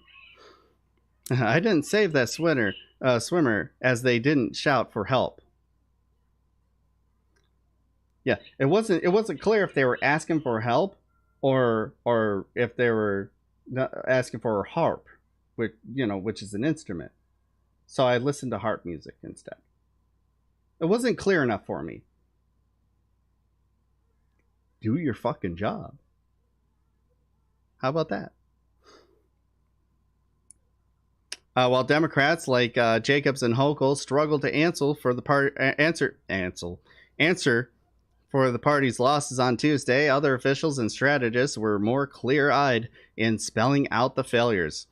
There's a reason the state party failed to protect House seats across New York. Rather than focus on fighting Republicans, Jacobs has spent years using the party's resources and money to attack anti-corporate Democrats like the Working Families Party. Democrats, I was wrong. There's the Working Families Party is the more progressive one, more left-leaning one. There's another group that was set up that actually helps out establishment Democrats. I thought they were playing Marco Polo. Seriously, yeah. Democratic strategist Monica Klein told The Intercept, Jacobs spent a full year using a state commission to make it harder for the WFP to keep its ballot line. Under the past governor, anyone who threatened Andrew Cuomo's agenda of corporate-friendly politics in governance was attacked by Jacobs' Democratic Party. And the party hasn't changed course under a new administration. This is how you lose. Like I've said, it's the old adage. The Republican Party fears its base. Democratic Party mourns it. It's not enough to blame Jacobs for Democrats' losses without charting a clear path forward, Brisport said. He agrees with fellow New York progressive Representative Alexandria Ocasio-Cortez that Jacobs needs to resign or be fired. Brisport also wants the party as a whole to think more broadly about who will define its future and how. He really thinks that the fight to save the Democratic Party relies on him ousting the leftist and socialist left from the party, and has put his time and energy there while Republicans just lap up seats all across the state. Again, it's the classic case of the Democratic Party taking for granted that their voters will just continually be there as you're constantly punching them in the face and being like, well, the Republicans will hit you harder. What do I keep saying? That's not enough. It's not enough for people. People need to see changes in their life. Especially now. You need to tell them that you are going to change their life for the better. And you're afraid of doing that because corporate donors will be against it. Well, it sounds like the problem is the corporate donors. And you're fealty to them. Took a Democratic stronghold and flipped the state house to red. That's your fault, dude. That was your job.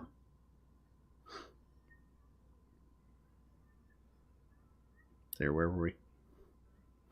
Shortly before Democrats achieved a supermajority in the state Senate in 2020, Jacobs told reporters that he had a word of caution for the party. Let's slow it down. The lesson of this year is just the opposite. Brisport said, moderation in Albany didn't translate into wins on election day. My read of this session is that we did things to sort of appease concerns of legislatures in the suburbs, Brisport said. We didn't create any new taxes, even though we should have to fund social programs. Centrist Democrats have been plodding along with their agenda. The legislature passed tax credits for homeowners, rolled back the state's bail reform law, and implemented a gas tax holiday, but it hasn't yielded fruit for the party. We did all these things, and then Republicans won those races anyway, Brisport said. So if anything, we should just be doing the opposite, in my opinion. I hope we learned our lesson. Of course, did. Hey, Emo Dragon, good to see you. Tired as fuck after raking the yard? Yeah, I don't blame you. I still got a bit of a headache because I was playing Mass Effect last night and I kept going. Ugh. Played a mission in that. The fucking Legendary Edition has like all the DLCs. So I played missions in there that I've never played before. Which reminds me, I'll have to talk about the one that I played last night to Glam. If anybody's played that game and played the Leviathan mission, holy shit. What a mission. Baby, I want a hot chicken sandwich. Okay. Has the mail come yet? Hey guys, so we still have not gotten those checks. Yesterday was Veterans Day, so the mail didn't come. Turns out we also have a check coming from my parents. They were very nice to do that, knowing that we're struggling. And we still haven't gotten that. So if you could donate, it'd be great, because we have literally no money. It's a Glam's hot chicken sandwich fund. Yeah, and Glam wants a hot chicken sandwich. Help us buy lunch, please. Just like, we're not asking for much. Our phones are still off, and I'm not even asking for that anymore. Give that woman a sandwich, for God's sake. Yeah, seriously. I made some bomb ass barbecue pork chops last night. How good were those pork chops? They were really good. Yeah. See? I'm not lying.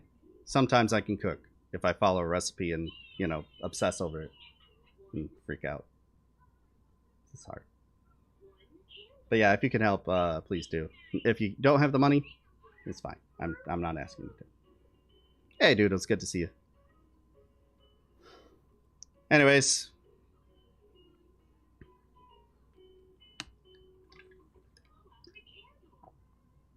We're staying safe, we're surviving. Like, pretty much if we don't get the checks today, I think from what I was talking to my mom about, because I didn't even know that check was coming. She was just like, did it come yet? And I was like, no. If it did, we wouldn't be asking for money. Love how when you're on food stamps too, they don't think you deserve warm prepared food.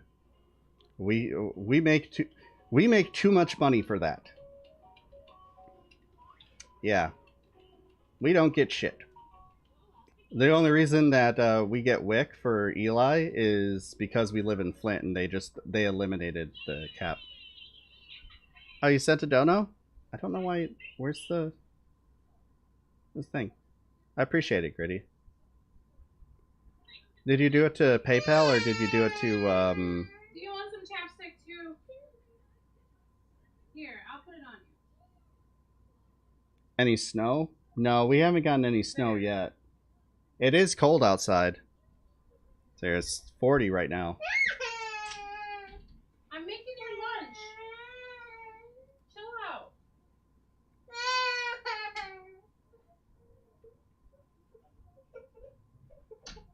Stream Elements through PayPal. I didn't even get the PayPal notification yet. Yeah, it's not in Stream Elements. That's weird.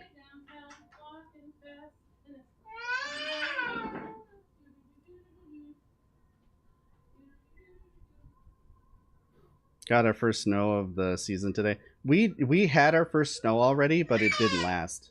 Like it lasted like maybe like an hour, and then it evaporated. That happened to me the other week in here as well. Yeah, I don't think I ever got that, Port Sides. I don't think I ever got that. I'm pretty sure the link is right.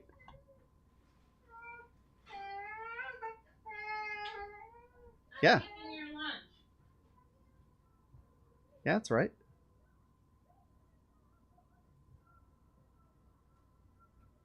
Did the money get taken from your account, Port Sides? If so, we need to get a hold of Stream Elements about that, because I never got that money. It's like when I just looked, I thought that there was money. There's money that's in there that's too little to withdraw via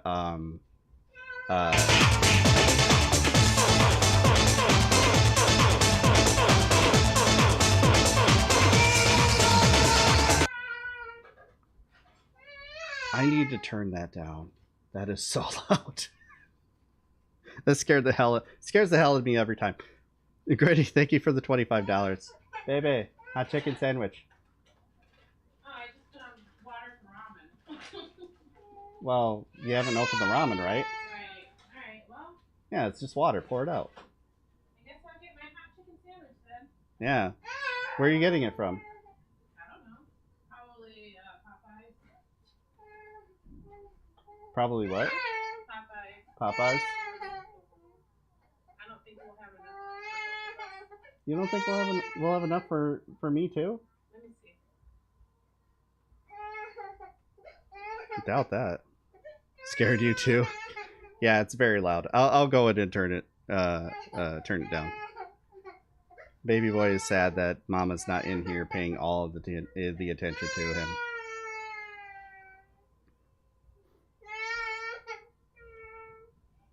Eli, come here. He's mad because I'm trying to make him lunch. Come here. He just wants attention. Stop. Oh, there it is. Four sides. Thank you for the 1337. Trying again. There it is.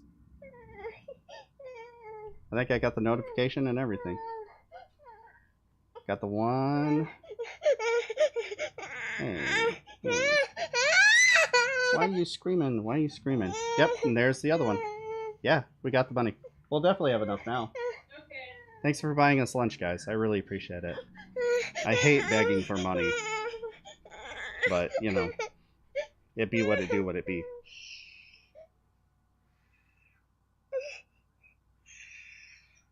Can you do it? What do you want as a side? Mashed potatoes. Come on, let me do it. Make the noise. I'll do it.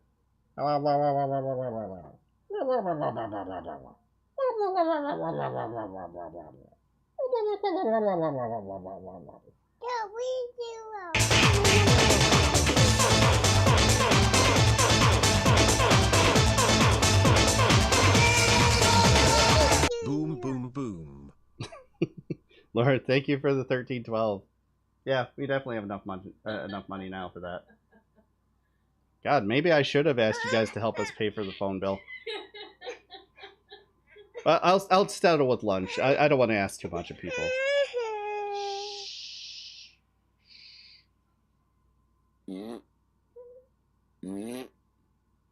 Give me that foot. Here we go. Give me that foot. Give me that foot. I'm tickling it. I'm tickling it. I'm tickling it. I'm tickling your foot. I'm tickling it. I got it. I got it. I got your foot. I got your foot.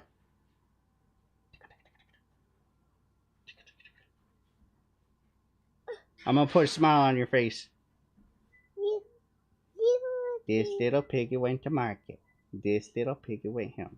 This little piggy had roast beef. This little piggy had dinner. This little piggy went all the way home. Oh, you're trying to fight the smile. You're trying to fight the smile. You're trying to fight the smile. Why are you being such a grump butt? Why are you being such a grump? Can you let Daddy stream?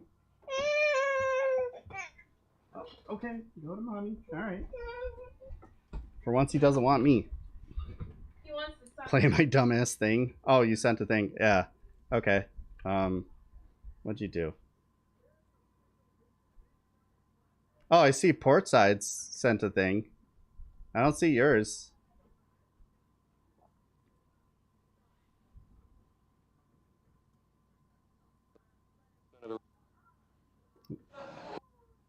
Come on now. Sonny Barker, Hell's Angels. Those three, the whole country, everybody else ever into. What the hell?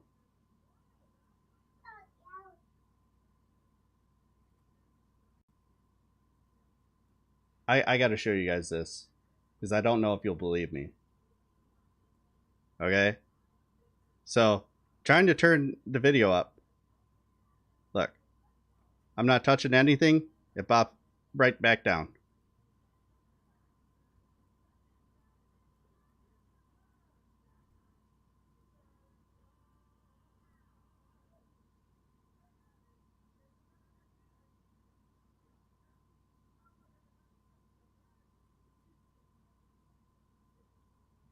Oh my god.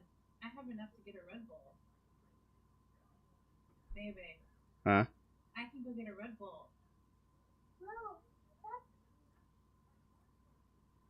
Do you want anything from the gas station? Gatorade maybe?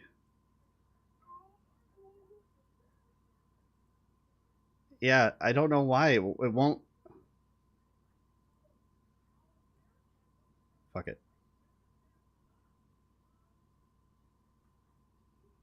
Okay.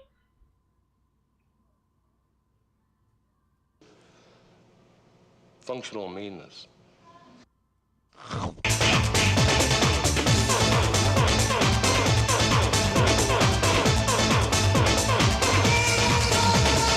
Hi Mark, I've struggled with a family of 5, been on the verge of eviction, so I know the feeling.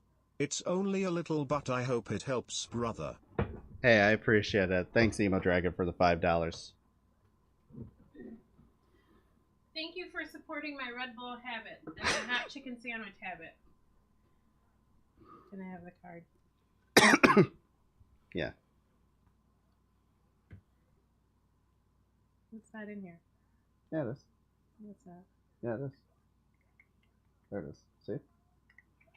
Okay, you told me. I know. I told you. I know my wallet. It's fine.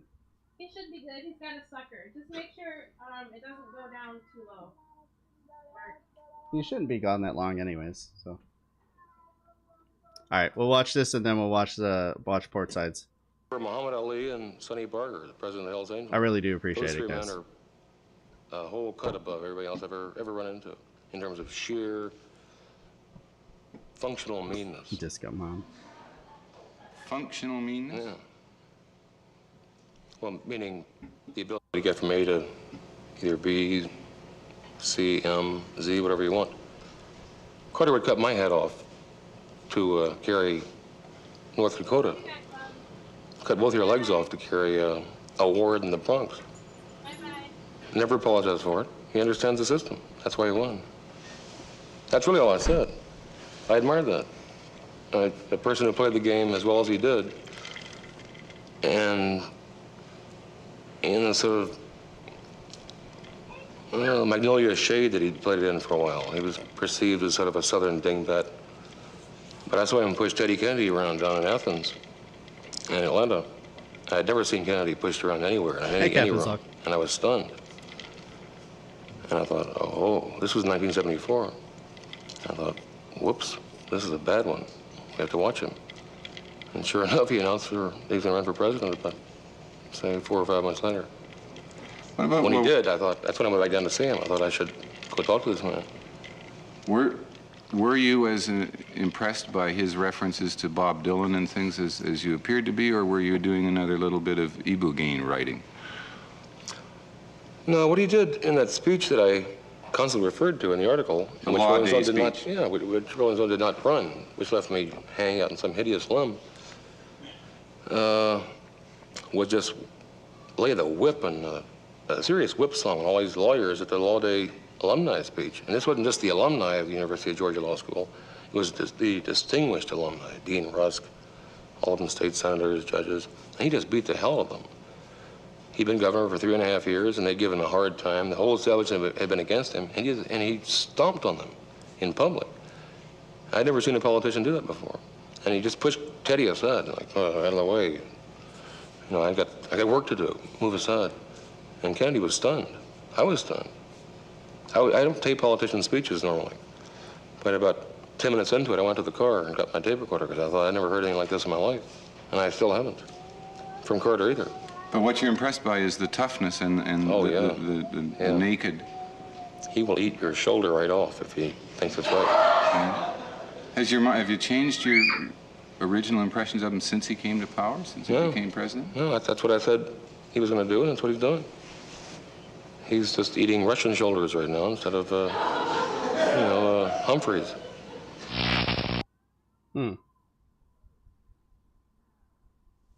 Hunter, you started out, I believe. Oh, and Lord contributed. Let me see if this will work.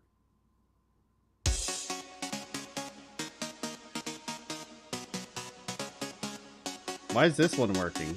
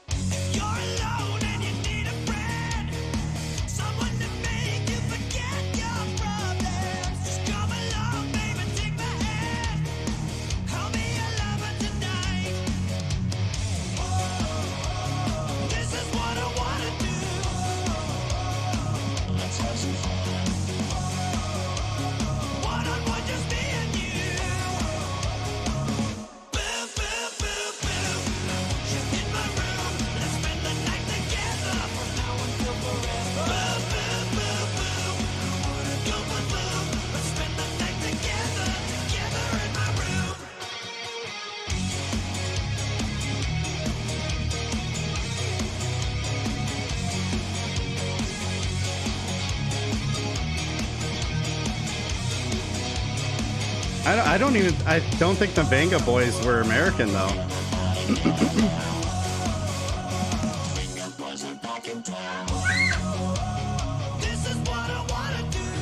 Let me find out. This is bothering me.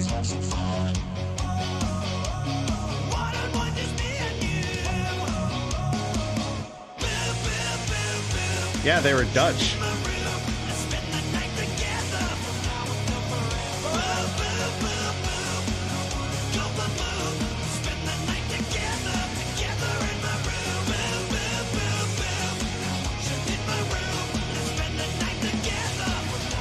Trust me, no one wants to see that.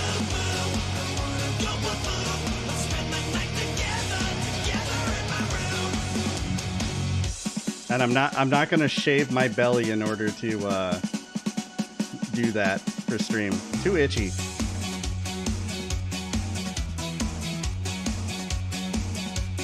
Yeah, they're Dutch.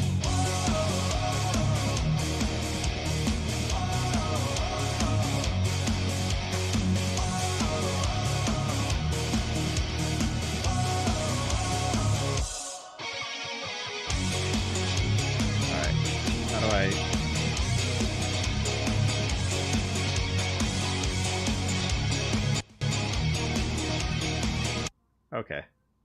There we go. That's enough of that.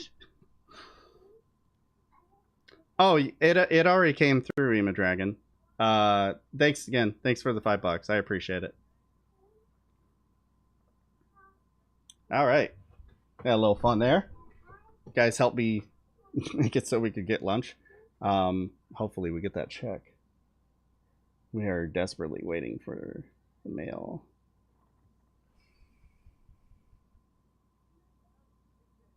It'd be nice to have our phones back on. But yeah, I appreciate you guys helping us get lunch. Very much appreciated. And it made Glam extra happy because she was able to run up to our gas station and get herself a Red Bull to fuel her caffeine addiction. Oh, I should have asked her to get me something to fuel my caffeine addiction.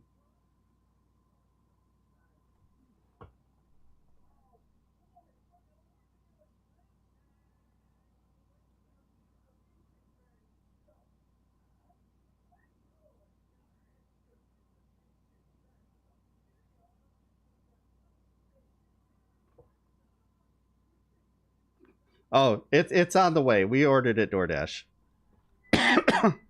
Ginger drink coffee like a damn adult. Man, she didn't plan this out. I have to go get his nuggets. I'll be right back. Coffee's gross. Shit.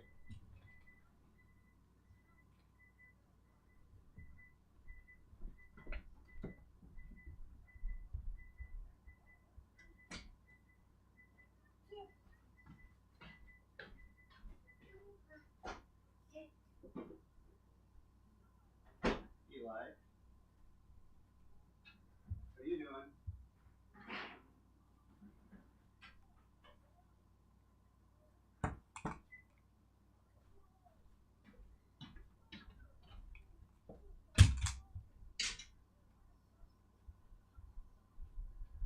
Why are you knocking stuff off the desk?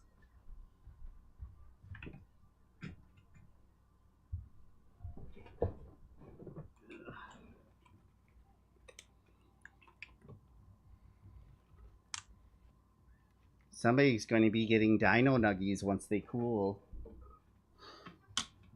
As I'm drinking a fruit punch Rockstar. Yeah. Can't have caffeine unless it tastes like candy. Yes. Or tea. I like tea. I do like tea. I should ask you to get something for my caffeine addiction. I text you it, but... Huh?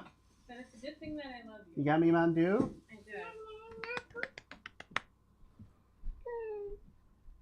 Thank you. You're welcome. It'll help with my headache. Eli, you didn't get anything this time, bub. That's mommy's. Hey, you had the nuggets up too high. I took them out. Oh. So you had it at 380. It's supposed to be 350. Oh, oops. So they're a little burnt. Give me this. Oh, you're putting it in the wrong way. Baby boy's getting some dino nuggies. Yeah. All right. Remember when this stream was about politics? All right. We should probably get back to that, shouldn't we? I'm thinking, let's see here. How much time we got? Yeah, we should jump to the this Sam Sear thing. I was just going to point out that Illinois voted for the right within their constitution, the protected right to be a unionized worker. So that's something cool. More examples of Pritzker fucking getting it. Yeah. Fucking billionaire understands more about like how to reach out to the new base of Democratic voters than. Do you know where his cup is? No. Oh, it's right up here. Can you put Screamy in this chair for me? Sure. Anyways, we're gonna get to the title of the video.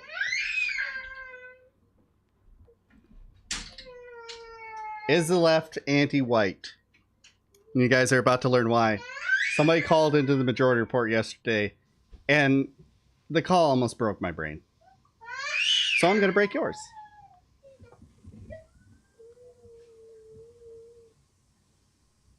In light of the midterms, I'd like to talk with you about one of the biggest obstacles the left has to winning power in this country, which is its antagonistic relationship with working class white people like me, and what I believe is a racist, anti-white culture within the left that is driving this antagonism.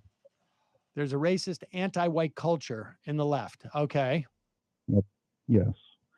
And to illustrate this, I want to share my own personal experience with that. But first, I'd like to talk about a study that was conducted in 2019 by Colgate University to examine the effects of teaching people about white privilege. And the reason why I want to talk about this study first is because I think the left commonly uses the theory of white privilege to justify or rationalize its contempt for working class whites. Well, let's start. Let's work backwards. Hold on for a second. Before you give me the reason why they have contempt for working class whites, how does this manifest itself? Well, I think my story will illustrate that. Well, but there's a couple times that I thought it was Ronald Reagan too. Is this collar on a can connected with a string? It really sounds like he's talking like he's cupping his mouth. Like maybe he's talking through a mask or something. But I want you guys to listen to this, and I had to ask myself this question after a little bit. Is this guy actually on the left? Your story is just your story, but tell me how it manifests itself, in our society. Okay, well, I think that since the left is really the main political force fighting for working class white people, what ultimately happens as a result of left-wing anti-whiteness is that white people, particularly white convicts and white working poor, are denied a kind of social or political agency within the left. You'll be shocked to find out he provides no example of this except for an anecdotal example about his mom. And we'll listen to that. But like, I tend to find that the bigger issue on the left as far as race goes is not anti-whiteness. Anti-whiteness is not a problem on the left. More often, I see more of an issue with people ignoring race and concentrating more on class. Class reductionism. Now, I always say that good class analysis is important, but it's all intersectional. It all needs to work together, and it needs to combine. It's not one thing that we need to concentrate on. If you remove identity entirely from leftist politics, all you're doing is you're cordoning off a section of support and saying, get over your problems and let's worry about our problems. Our problems are your problems, except for the problems that are specifically your problems. We don't care about that. No. Left needs to be fighting for all of it. We can do this all at once. We can fight for economic equality, and we can also fight for equity along anyone's identity, anyone's marginalized status. We can do both at the same fucking time. And it's not hard to cross that divide. A lot of times, the policies that make things better for equity, this is where the class reductionists have slightly a point. The stuff that cures economic inequality does predominantly help marginalized communities who are predominantly poor. But it doesn't do enough. It doesn't cure inequality. It helps with some economic inequality. But there's more to those economics than just the economics. It's based in social issues. It's based in culture wars. It's based in running against marginalized communities, demonizing them, keeping laws in place that hold them back, removing rights from them, keeping them from having rights in the first fucking place. We can do all of this.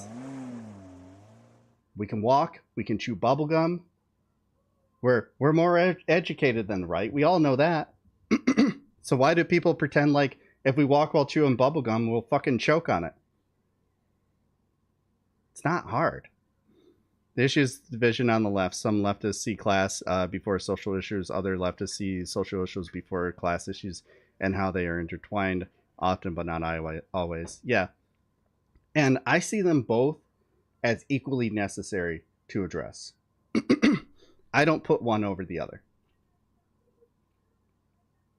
Because with everything that is wide stretching, every universal program that I could suggest as good policy, it's always a yes and.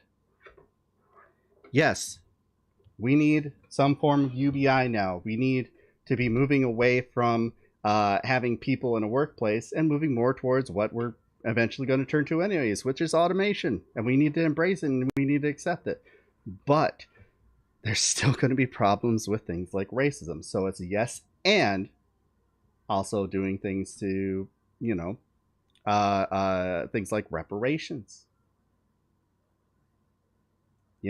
Something for trans people, Medicare for all, covering all trans affirming care. We can do all of these things. It's never a yes. It needs to be a yes and. It's limiting your thinking to stop at yes. And to pretend like these issues won't come up because you addressed one facet of one part of society is a joke. Bigotry can be compounded and utilized by the right in times of economic stress. This is true. But that doesn't mean if you fix the class divide that it goes away. There's plenty of really fucking racist socialists, is all I'm saying. Everyone's talked about how Marx was anti-Semitic. Yes, he was. But that doesn't mean that we need to follow those beliefs.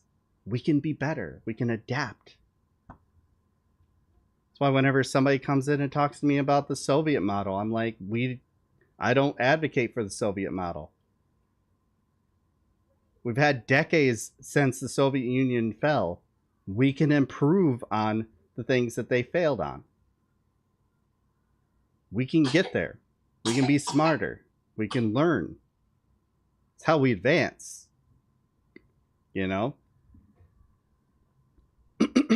So, regardless to all that, everything that I just said right there, with the class analysis, with analysis of marginalized communities, all working together, identity politics with class analysis, working, intersectionally.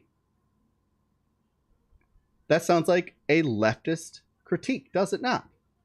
Because I first based it in, yes, class analysis, which always people want to talk about first, because that's the overreaching thing. And then I say, yes, but also you need to concentrate on marginalized people. With that in mind, listen to hear if there's any class analysis at all from this guy. Because they're white. Is it okay if I continue? Yes. Well, so you're saying it's not a function of there are black working class people whose working class status is more respected than white people's working class status, and how does that manifest itself? Okay, to answer your point then, let me talk to you about this study, because I think you had a guy on from Colgate University recently. But the name of the study, if your audience wants to look it up, is Complex Intersections of Race and Class Among Social Liberals. Learning about white privilege reduces sympathy, increases blame, and decreases external attributions for white people struggling with poverty. Now, that title basically says it all, but what the study showed is that social liberals who were not given a reading on white privilege expressed roughly the same level of sympathy for a poor white person as they did for a poor black person. On the other hand, social liberals who were given a reading on white privilege were more likely to blame white poverty on a lack of individual merit or ability for the individual. And not only that, and this is more to my point, and I find it even more disturbing, what this study shows is that social liberals who accept the theory of white privilege have a tendency to develop a belief that white people actually deserve to be poor in a kind of moral sense. See, now, that right there, any leftist worth their shit would recognize Lord is on top of it. Exactly, and that's what I was going to point out. Yeah, the reason why they come down to that belief is because they're not on the left. They lack class analysis. See, this is where, like I was saying here, earlier, I don't see a reason to put one over the other. You know, personally, if you want to put one over the other because you are in a marginalized class, I understand that. But as far as like wide-reaching overall goals for like a collective party belief, like they need to be working together, hand in hand, right along each other. They are meant to be married. Marginalized issues and class issues are meant to be married together. Always.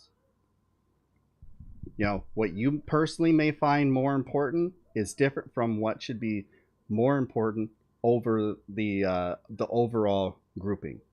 And we can address it all. We can do it all.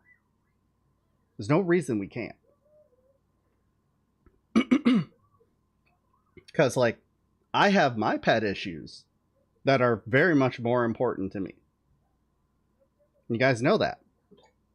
Do I expect us to just address my issues first and foremost? No, I want them all to be addressed at once. I want them all to be addressed evenly, equally, as the need or as the ability to do these things come. Like how Mao dealt with heroin addiction or Trump and climate change. Sure, yeah. But yeah, the reason, immediately as soon as I heard that, I was like, the reason why they held that belief is they still believe in capitalism, which means they have a liberal view of identity politics. They still believe in the idea that we're all just individuals who can work ourselves up and pick ourselves up by our bootstraps. It's just a liberal version of it where they're like, well, we understand why black people have a harder time for this, but the white people have no excuse. And it's like, that's just such a dumb and short-sighted analysis of everything. Again, it's a yes and. Yes, we recognize that black people are going to have a harder time economically, and we can recognize the reasons why. We can look at the police state. We can look into how policing exists in our society, how it's funded and everything. We can look at those things and we can correct those things. At the same time, that doesn't mean that the way of life of just individuals fighting in this rat race is still correct or right or moral. Because it's not. And looking at everyone as just these individuals who can work their way out, and systems don't exist. No systemic critique at all. What are you talking about? I don't understand it. It's systemic when we talk about only black people, but it's not systemic when we talk about white people. That's a liberal analysis. That is hell-bent in neoliberalism. It's a right-wing argument. In other words, the problem he has is liberals. Liberals get a little anti-white when having to address race because they can't do any class analysis. I think that lack of class analysis is why a lot of liberals stay liberals. Lack of focus on labor and how things get done and how products are made, where the value comes from, and how value is distributed. These are all things that can easily fit into there, but that would move those liberals further to the left. And white people do suck, don't get me wrong.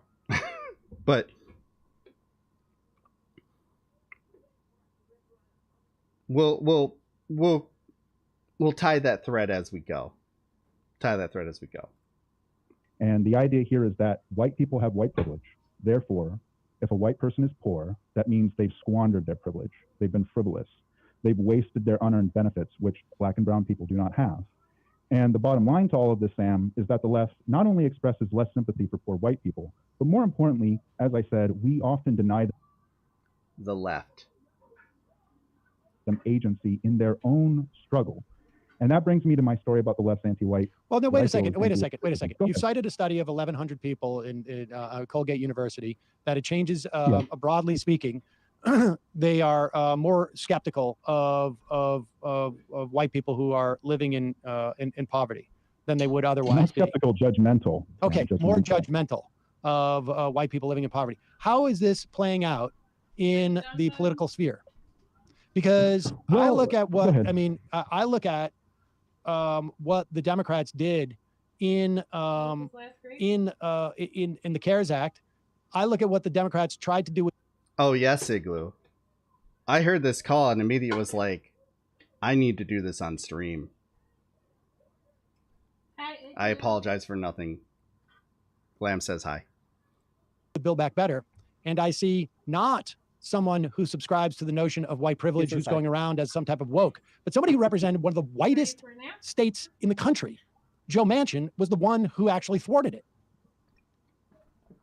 Like this was a proposal that would have put $300, would have made it permanent to put $300 per child in working class families. I understand with the logic by which Sam is going about this. But like we can, this is where you can literally just cut it off at its knees by saying, dude, the problem is a lack of class analysis that doesn't come with being a liberal. The people you're talking about are not the left. You're talking about liberals. And if you were actually a leftist, you would know that. Let me see. Oh, by the way, dude, thank you for the follow. I forgot to tell you earlier. This is a proposal that. I missed your comment. Yes, liberals lack class analysis, and they think because they give marginalized people lip service, they're better than conservatives. They'll only go so far in leveling the playing field. Yeah, they'll talk about helping poor people, but they'll be the first ones to call the cops on a fucking homeless person. Like, they're it's all based in the fucking NIMBY logic. Yeah, the white moderate. Exactly, Dankness. He's going down for his nap, so don't worry about him too much longer. Night night, Bubs. Nap time. Come on. He is grumpy. He came back from the store and brought some milk. Did you run down to the store to get yourself some cigarettes, Papa? Have you finally returned? I was but a boy when you left, but I am nearly a man now. Compared to Mao, liberals are bathing in class analysis. I mean, true, but I'm not talking about Mao either. Again, this is why I said bringing up the Soviet model makes no sense, because we can learn from that and know that, hey, there was stuff that was done that was wrong. So I would never uphold Mao either. Some things that he did that were okay. A lot of things that he did were pretty bad. Same with Stalin. I know, terrible thing to say, but it's true. That would have reduced their medical bills. It was a proposal that would have allowed for universal pre-K. It would have allowed for daycare. And his so, like, reasoning, aside from like, the sociology, I mean, the extrapolation that you're doing from this study, like, there are no political implications. Even if I was to not how he dealt with them, Emo Dragon, but yes. Like I say, you know, I don't want to kill a Nazi. Punch a Nazi, sure, but I don't want to kill a Nazi. I want ex-Nazis. to recognize what was wrong about what they were doing and start, I don't know, not being pieces of shit to people. I want ex-landlords to recognize that what they were doing with their housing was more damaging to society than how beneficial it was for them to collect a fucking God, I always forget the word for it. That income. Rep score, welcome. You guys know what I'm talking about. I'm forgetting the word. God, I hate ADHD. You gotta love it. Assume that it is the case that learning about white privilege, in some way implicates people's perspective on and judges Okay, Emo Dragon. white people and their poverty. I know that some people are fully on board with that. Just, I don't know how new you are to Twitch, but the emote Kappa, this one, that's the language you use on Twitch for don't take this seriously. The fact is that people who are the biggest, I guess, sort of like the wokest people, if you will, within Hellbound, I think that's Enzo on YouTube. Yeah, passive income. Thank you. That's what I was trying to remember. In the context of our politics, are the ones who are pushing the hardest for those people.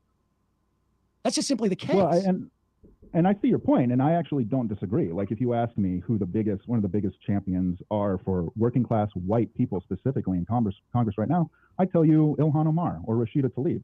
Those are champions of working class white people. But what I'm talking about is that, particularly on the grassroots level, there is a reflexive anti-whiteness that I think is denying white people entry into the left as a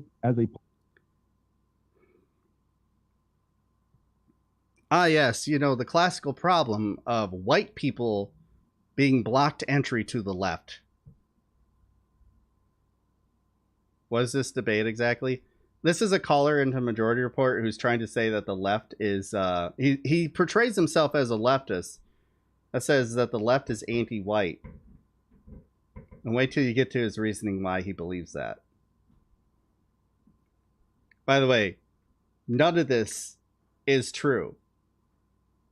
There is no issue with anti-whiteness on the left. There is actually a bigger problem of anti-blackness, anti-transness, any leftist that calls himself a leftist and says, oh, I don't like identity politics. I think it distracts away from the class issue.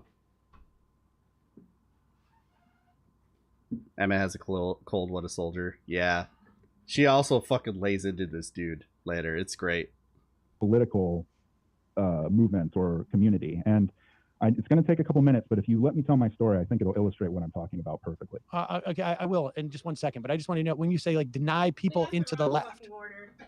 Mm-hmm. Like you're Say what? We got the wrong fucking order. Are you kidding me? No. What did we get? I don't know, but it's not right.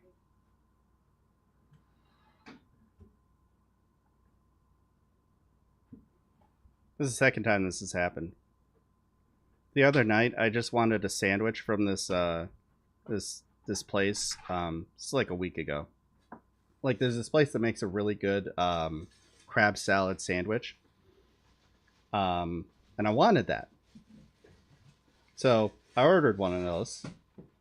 And We got just regular chicken. I don't want that. Fried chicken. And fries. I don't know how this shit keeps happening. I don't know either.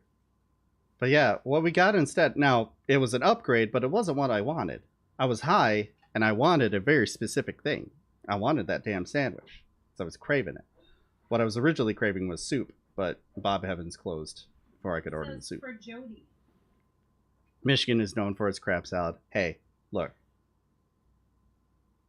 This place is good. This place is good. But they what they ordered was they gave us a whole ass crab bake.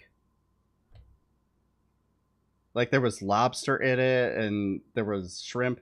Now we did not pay that amount of money for something like that. That's probably like a $50 meal that they gave us. And we got it for the price of 2 sandwiches. So I couldn't complain too much, except I did. And I got a credit because it wasn't what I ordered. It wasn't what I wanted. But, you know. I'm so fucking annoyed. I'm sorry, but eating crab legs is... I feel like eating crab legs is more a leisure activity than it is a something you do to actually, like, have a meal. You know what I mean? Off to catch the bus? Alright. See you later, Enzo. I think the best 2022 midterm strategy for right was electing black people as their candidate. Because the average person hears the left saying the right doesn't care about black. Then they see black candidates on the right and they're like, how the right has black candidates. No, we know exactly how the right has black candidates.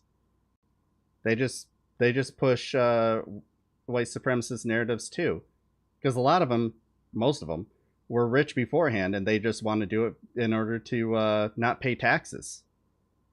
It's not hard to figure out.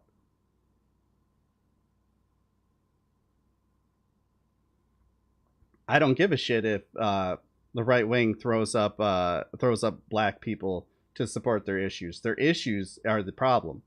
It's without it's a thing where you guys look at just the representation. I think he's gonna drop it off.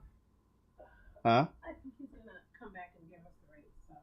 Oh, okay. I hope so. I want my damn sandwich. Anyways, what was I saying? It doesn't matter if you get individuals to do a thing.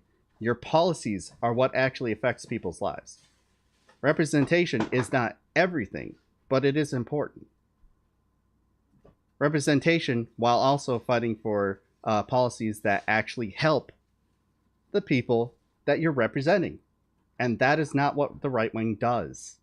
Right-wing policies actively harm marginalized communities. In fact, it's what they ran on. It's the main thing that they ran on. When they couldn't win on CRT, they started trying to run on trans issues, and they doubled down on that because they were like, well, you know, trans issues go across races, but also CRT. But also, we're gonna make laws to make it more difficult for black people to vote because they vote Democrat. So I don't give a shit. I don't think that it did anything for them to run black candidates because we know the party is inherently anti-marginalized people. Because that's what they say. That's the policies they pass. That's the policies that they actually enforce. You know? I don't think electing a right-winger who's Latino is going to make them any more or less restrictive on the border, any more or less restrictive on rights for undocumented people in this country. They're still going to actively push for policies that do that. They're just rich and they don't want to pay taxes. That's it. So no, they didn't do... That's a really dumb analysis. Where you're just putting like individual representations over, you know, the effect. The average person probably doesn't see the policy. No, they do. They absolutely do. Are you kidding me? You're joking, right?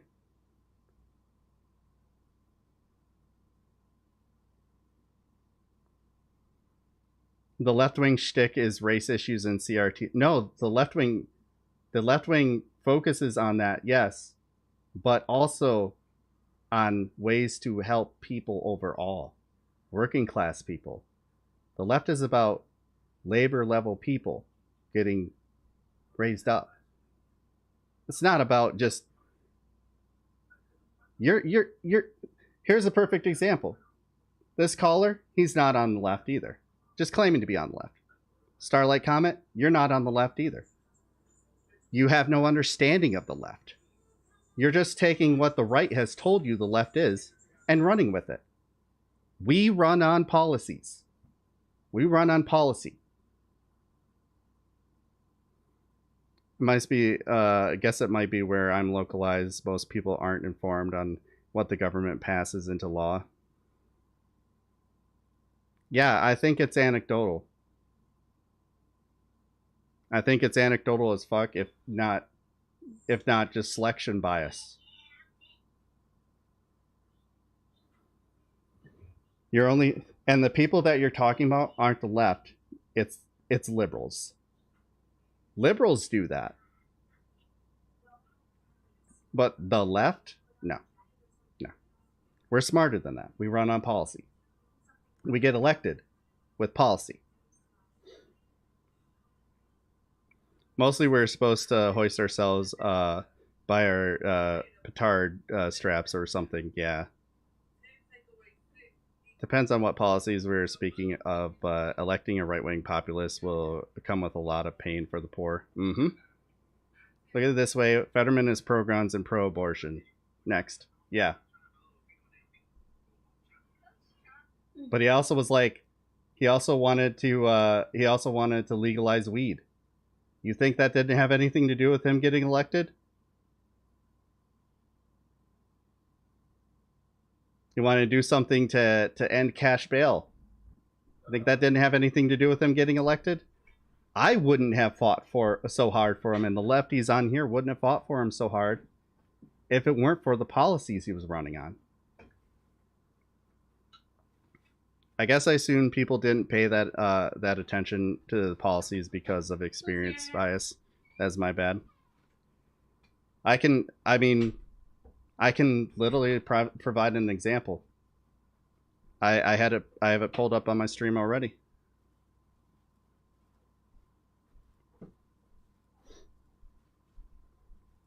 Here's Andrew Gillum ran openly supporting Medicare for All and lost by 30,000 votes in 2018.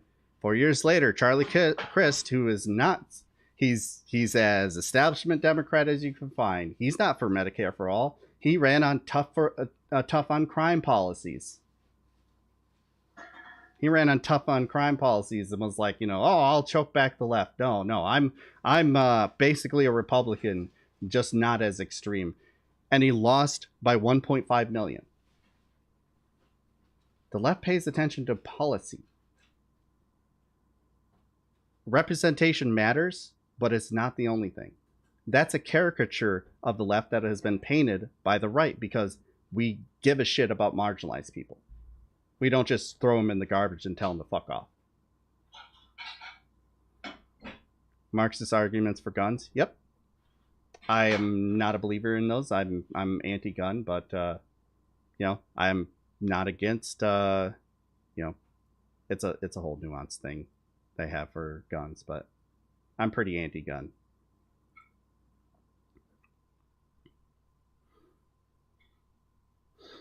Honestly, Walker's candidacy could only be more insulting as black representation if he was an actual minstrel singer.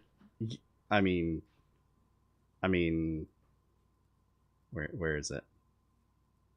Do you know we're the greatest country in the United States, in the world, because we have the United States military?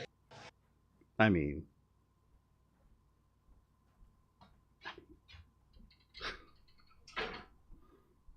anyways, we'll get back to the video now. But yeah, no, the left very much cares about policy.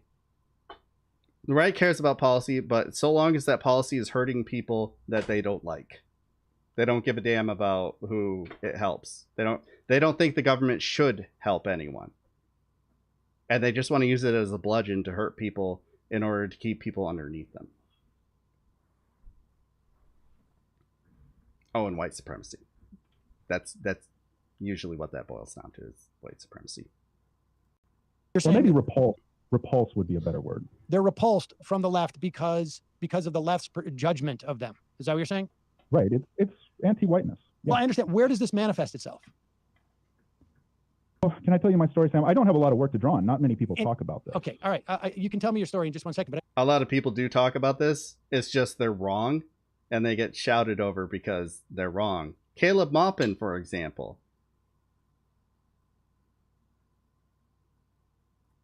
I just want to be clear on what you're talking about. It's not anti-whiteness. Because these people are white, right? Who you're talking about. Okay. I mean, I just want to be clear. Well, the people who do the judging on the left can be any race in my experience. Well, all right, but in terms of the study. Right? The study, well, yeah, the social, are you referring to the social liberals in the study? Yeah. Well, reading about white privilege dropped their sympathy, their expressed level of sympathy to the same level as social conservatives. So it effectively had, it had the effect of effectively, converting social liberals into social conservatives, specifically on the topic of white poverty. Okay. In other words, those people were fiscally conservative, but socially liberal. They were liberals, not the left. They baked themselves in the dumb definition of individualism that America wraps itself in. That's it. They were liberals. Not talking about the left. He doesn't know the left. I just feel like your argument's hinging a lot on a study from a liberal arts school that was, fairly narrow. But all right, let's hear your anecdote. Thanks, Sam. So when I was in high school, my mom, who is a single parent, worked at a liquor store where she made $1 or $2 above minimum wage. She was also putting herself through college at the time. So you have a single parent raising a teenage son, working full time, and going to college. One day, a woman came into the store and bought a 6-pack of beer. My mom rang her up, and the woman took the beer and left. Yeah, if only the UK would recognize that. Yeah, sorry, simulacra. If only the UK would recognize that they need to actually find ways to stop voting for those policies instead of like making all of their parties that are supposed to be more left wing than the United States more right wing towards the United States. Like I'll believe they don't believe in conservative economic politics the very second that they actually have the Labor Party be the Labor Party and not just basically, Labor Party with George W. Bush and Tony Blair, In other words, just the Lib Dems in a different party. Yeah, they need to fix that so that there's actually a left-wing alternative in the UK instead of whatever the fuck they got now. Tory light. Yeah, Labour is Tory light at this point. It's ridiculous. Keir Starmer, you're fucking kidding me? Hell, the Labour Party actively worked against yeah, Scotland's got the SNP. That's true. Jeremy Corbyn actively worked against Corbyn with conservatives and with the Lib Dem party in order to make sure that he didn't get any power. It wasn't a shock when we found that out. When we found that out, it wasn't a shock that they lost by record numbers, because you have people within the party actively fighting against it. Of course you're going to lose elections that way. You can't even get your own party behind you. But the problem isn't that you can't get your own party behind you. It's that those people were Blairites. Just like the Democratic Party wants to fight against anyone more left-leaning and instead want to double down even more on neoliberal politics. You can't be shocked when someone like Bernie Sanders can't win. When you spend most of your time demonizing him, talking about, having the media talk about how Bernie Sanders, if he wins, is going to drag Chris Matthews into Central Park and shoot him. A thing that Chris Matthews actually said and later had to apologize for. Not to mention all the random fucking anti-Semitism he would throw his way. But, it's fine when you do anti-Semitism against a left-leaning person, but God forbid you criticize Israel as an apartheid state. That it is. No joke, I've heard stories from people who need food banks and claim to be socialists voted against Corbyn. Jesus. The propaganda was real. The claims of anti-Semitism had no basis in reality. You'd think that there was enough proof against it, but the media went along with it, didn't they? Just like our media here goes against people like Bernie and AOC and all them. Not the Jeremy Crumblins, yeah. A few moments later, a cop came into the store and told my mom to call her manager and tell him to come down there because she was about to be arrested. And what had happened was the woman who bought the alcohol was working with the police as part of a dragnet type operation to catch restaurants and liquor stores selling alcohol to minors. And so for the crime of forgetting to check an ID and accidentally selling some Bud Light to a high school senior, my mom was handcuffed, frisked, perp walked out of her own job in broad daylight. She was practically fired on the spot simply as a matter of corporate policy. And she had to pay hundreds of dollars in court fees and do a weekend of community service. Yeah, it's called a sting. It's called a sting, bud. Do you know what happens when you card them? You get $25. They give you money if you do it right because you're trying to prevent minors from buying alcohol. She should have carded the girl. I had been caught in several of those stings when I worked at 7-Eleven over the many years that I worked for 7-Eleven. Not once, not even once, did they get me. Wanna know why? Because I carded everybody along the guidelines. If they look over the age of 40, I don't card them. That was the rule. A lot of people in their 30s who looked not over the age of 40 or not even over the age of 30. So, you get fined if you sell to the minor and a good job if you don't. You get good job and a check for like $25 or something like that. It was $25 when I worked there. It's probably more now, inflation. Waiting for the moment this becomes somehow an anti-white story. I know, right?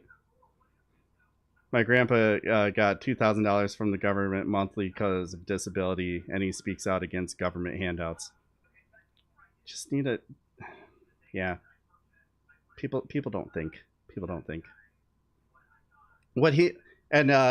I'll fill in the blanks by what your grandpa means by government handouts. He means black people. Because if you ask him about his monthly payments, he'll say, "Well, I earned that. I have a disability. I have a legitimate reason. But those people, they're just lazy. They just want to collect a paycheck. Because, you're living high off the hog, getting $800 a month for food." Not in Maryland. I worked in a liquor store for a long time. Yeah. Yeah, Michigan, they pay you. They give you money for it. And they gave me money, and they gave me a little star to put on my badge. And I was young, so I was like, yeah, I'm a good worker. Because I was a liberal back then. I can work hard. That'll get me out of poverty. Yeah. When he lost it for 1 month or something, I forget why, he complained a ton. Yeah, he means black people. He means people that he thinks are just lazy and haven't worked themselves out of poverty, because that's apparently a thing you can do somehow. Was the badge like Herschel's? No, I mean, like, it was like my name tag. It was like my name tag. They gave me a little star to put on my name tag. Like, boop. And a pin. And I could put a pin on there saying, "I'm doing my duty," or something like that. I forget what it said. My mom has food stamps and she does the same. Yeah. Yeah. They don't.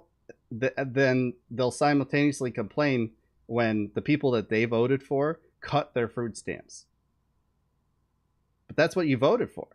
Like, no, I just meant for the black people. Well, I'm sorry, they can't target that to just black people, they're going to cut it across the board, because their goal isn't to just get it is to harm black people, don't get me wrong, but they're going to cut it across the board. Look, this is when I was in my early 20s, okay? Like, when I was 19 and then 22 to 24, I think.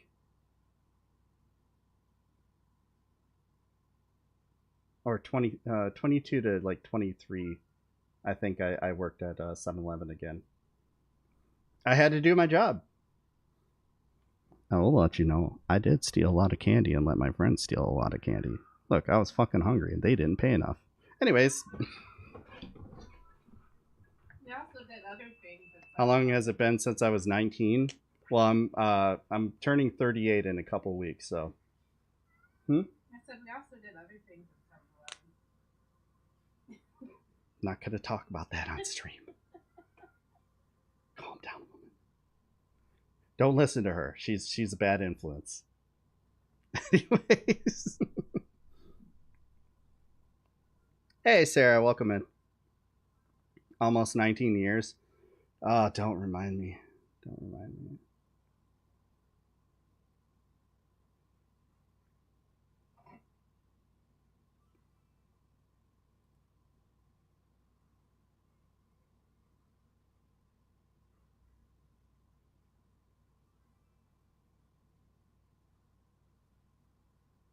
Okay. Turned 38 last month. Yeah. Hush, Igloo. Hush. Older. No, I know. What do you got for me, Sarah? What is this?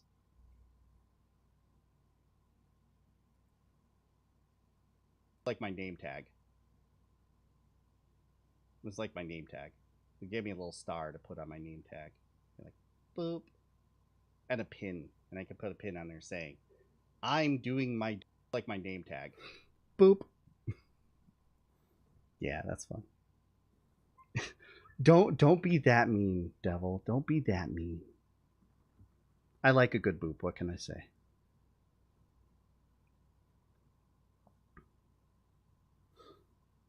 Poverty can also be a state of mind, Tupac. It can be. But mostly it's the systemic issues holding you back. Mostly. And if that wasn't bad enough, my mom was flat broke when this happened, which meant that she couldn't post bail, which meant that she had to spend the night in a jail cell for this nonsense, while I was left at home alone, wondering what the hell was going on. And I should say that my mom's treatment while she was in police custody was not exceptionally bad, relatively speaking. But the fact remains that the police, and by extension, the lawmakers where we live, had nothing better to do with their time and taxpayer money than publicly humiliate a poor white woman and drive her life into the ditch. And what the left needs to realize is that there are millions. True. That is absolutely true, Emo Dragon. That is absolutely true. Like, have you heard anything in this story yet that shows the left is anti-white? This guy's mom got caught in a sting because she didn't card a girl back in the 90s. That's on her. I'm sorry, it is.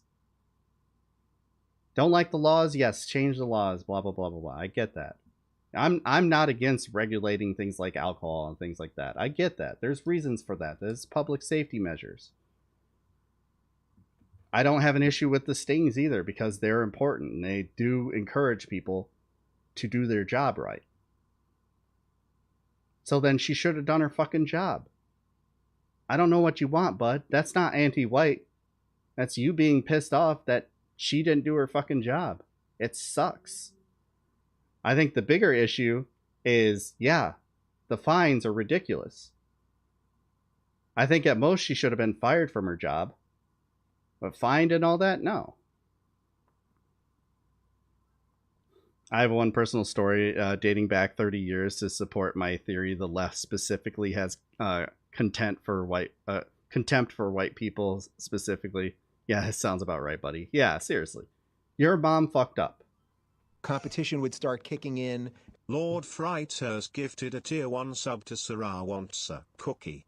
They have given 385 gift subs in the channel. Lord, thank you for gifting a sub to Sarah. Appreciate you. I didn't watch this yet. Is it good or good cringe? It's cringe. I don't know if it's good. It's interesting. Let's just say the people he's complaining about are not the left. And he doesn't know that. But he says he's a leftist. Wait, what the fuck? Do the damn thing. Of white people in this country who have had experiences with law enforcement that are similar to or worse than what my mom experienced.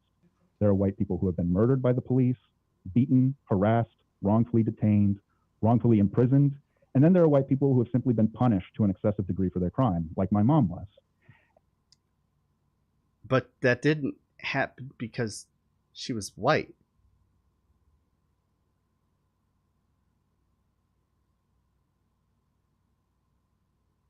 That didn't happen because because she was white. That happened because she didn't do her fucking job.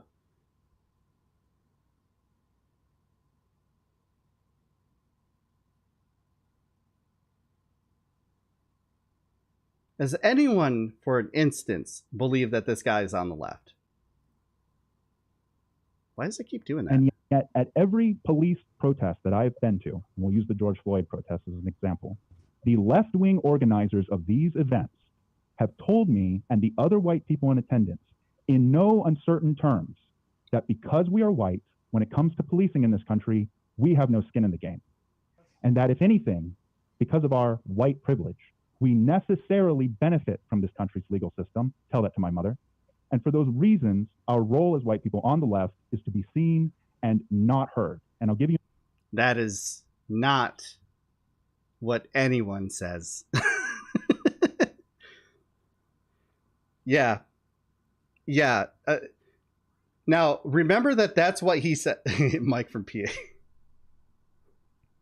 It does kind of sound like Mike, doesn't it? Anyways, I mean, who is that? I have no idea. Who? Redacted? Redacted? I don't know. I don't know who that is. It's the weirdest thing. Never heard of the guy. Anyways, like, this is not what they said. This is not what they said. Pay attention to this being what he described it as, and then watch as he changes his story. Because, oh, it changes. An example of this. All right, wait a second. Wait. All right. Go ahead. Is this the story that you were going to tell me? That the left's politics are anti-white? Yeah. Okay, so you're telling me a story from the 90s where I can tell you that everything you're talking about, the concept of white privilege, was not in any way something that was talked about in any fashion whatsoever. You should just be aware of this, right? Because in the 90s, I can tell you that I was in my 20s and 30s, and that was just simply not the case. And you are saying that because and it isn't competent. So yes. And yes, I think there's a problem, broadly speaking, with the police.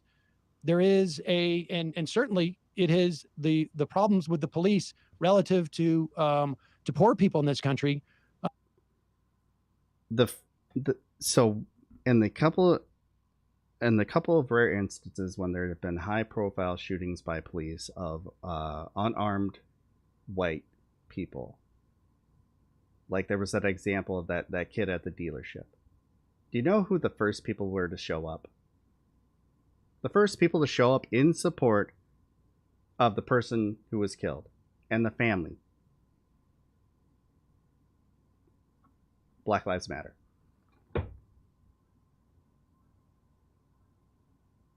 Because while they do have a focus on Black lives, which was... Well, we'll get there. We'll get there. Because he'll change his story. Just wait. While they have a focus on Black lives, they care about police brutality as a whole. And how policing as a system is fucking broken. They show up for white victims of police violence. They have to know about it. But they show up. So this idea that it's just an inherently anti-white structure, that's a right-wing argument. As straight white males, we can use what little privilege for good in speaking out against our oppressive over-policing and impoverished majority black and brown parts of cities. Yes, exactly. Or in my case, just my city as a whole. Not much I can do. There's not really a movement here. And pretty much our mayor, who just got reelected, when during 2020, Black Lives Matter protested onto City Hall, and he was like, yeah, I'll give you everything you guys want. Not bad. You know? Cops didn't like it, but fuck them. Are you saying that people who believe that Black Lives Matter also believe that other lives matter? Yeah, I know. It's crazy, ain't it? Are very much parallel in many respects to the problems with policing amongst black people. I think it is. I think some liberals and leftists would actually disagree with you, Sam, in my experience. Well, it's parallel, but I was going to. Some liberals. Okay. GM pulled the plug years ago, and it's never been the same. Yeah. You know, I know how that is. Add the treatment that your mother got, had she been black, may have been far worse. True, devil. We don't know. I don't deny that. Okay. So, and you're mad at these people who, these protests were inspired by George Floyd, and the people that you talked to felt like they alienated you from those anti-police things. You feel it obviously very personally in this way. You have a unique story, at least to some degree, because as a I don't child, call that unique, but okay. As a child, you watched your mother, suffer at the hands of police. But I would caution you from sort of like extrapolating your experience across this entire movement. And B, I would also say that, like, fundamentally, it may be the case that there are people out there, activists, researchers, authors, who are insensitive and are a-holes. But as a political matter, right? As a political matter, and maybe they're failing in some instances to develop or to navigate building social alliances in the way that they should. But I think you're over-crediting. But that's the thing, though, Starlight. This guy isn't a socialist. There's literally no class analysis in this at all. None. There's just aggrievement because a movement didn't center him. That's all it is. And he feels aggrieved because his mom was caught in a sting operation. Again, something that was her fault. I can disagree with the amount of punishment. Absolutely, I will.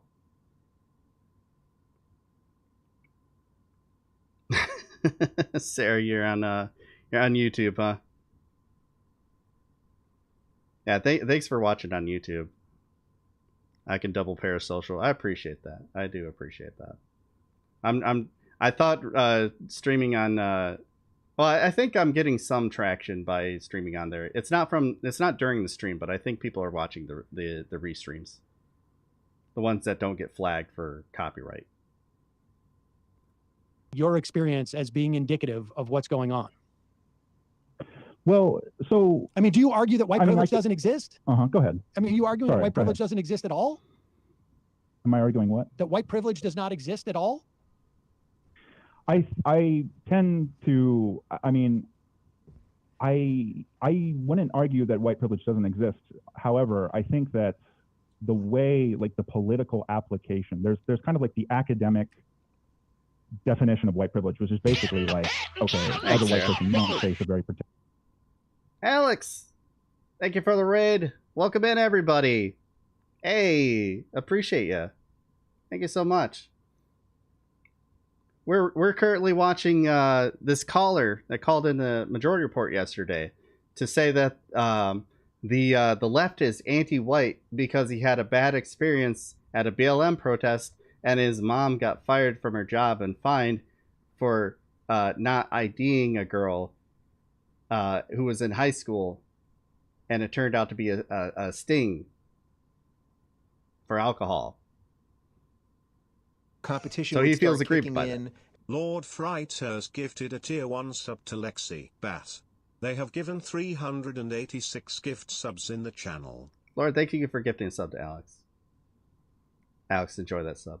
We got a new emote for anyone who wants to get subbed again. We have a new emote. It's a bit weird, but it's good.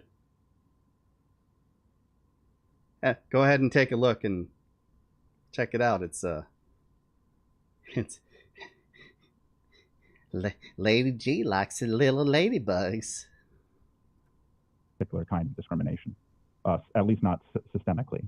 And but then also, there is, and also, go ahead. also, in terms of like just sheer statistics, right? I mean, because yes, nobody likes to be just a statistic, but the fact is that the odds of your opportunity for success are just far greater if you're white in this country because of this systemic racism, right? I mean, odds, Sam. Yeah, no, I know. Nobody likes to be a statistic. It's not a guarantee of anything, but it is like, it is when we talk about broad, you know, like this is the sort of, we had this with like, you know, the vaccination, right? I mean, like this is when you're talking about public policy, this is what you go by. I don't think you want to do that, Sarah. I don't think you want to do that. But it's Lindsey Graham. Do it. Let me say, there are no visuals to why he's got ladybugs on his head, but the story is graphic and gross. Do it at your own risk. Lindsey Graham ladybugs. You know, and so white privilege, we can agree, white privilege exists. So what do you want people to do with that information? Do with the information that white privilege exists? Yes, well, I want people to stop demeaning the struggle of white people. Well, I mean, I don't know. By way of white privilege. Well, okay. The struggle right, so of white white privilege people. exists. It's certainly not as widely as accepted as it should be in the context of our society.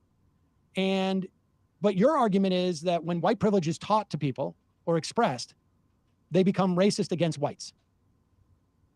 Well, I think, I mean, for some of them, yes, I do. But I'm really talking about, I'm really here to talk about politics. Sam. Okay, I mean, well, you're the one who brought it up into your specific story. Hold on. Wait, please, Sam. You're the one who brought it into your specific story. So let's talk politics. What has social liberals done for working people? We just went through that. That the thwarting of what was done for working people was a function of a senator from the whitest, most conservative senator in the Senate, who's in the Democratic Party, from one of the whitest states in the country. So to the extent that the political, if we're talking about political, not that somebody was rude to you at a protest, but if we're talking about the politics that are associated with that is politics, Sam. That's politics, dude. Well, I mean, all right, so let me give you an example. Please, let me just finish my example. It'll only take a minute, okay? And you'll understand. It'll illustrate my point. Also, he's a disgusting the last human George being. Floyd rally that I went to, and you'll understand why it was the last one in a minute. See, listen to, remember what he said. Originally when he told this story, it was that, you know, because he's white, he needs to sit down and shut up and be quiet.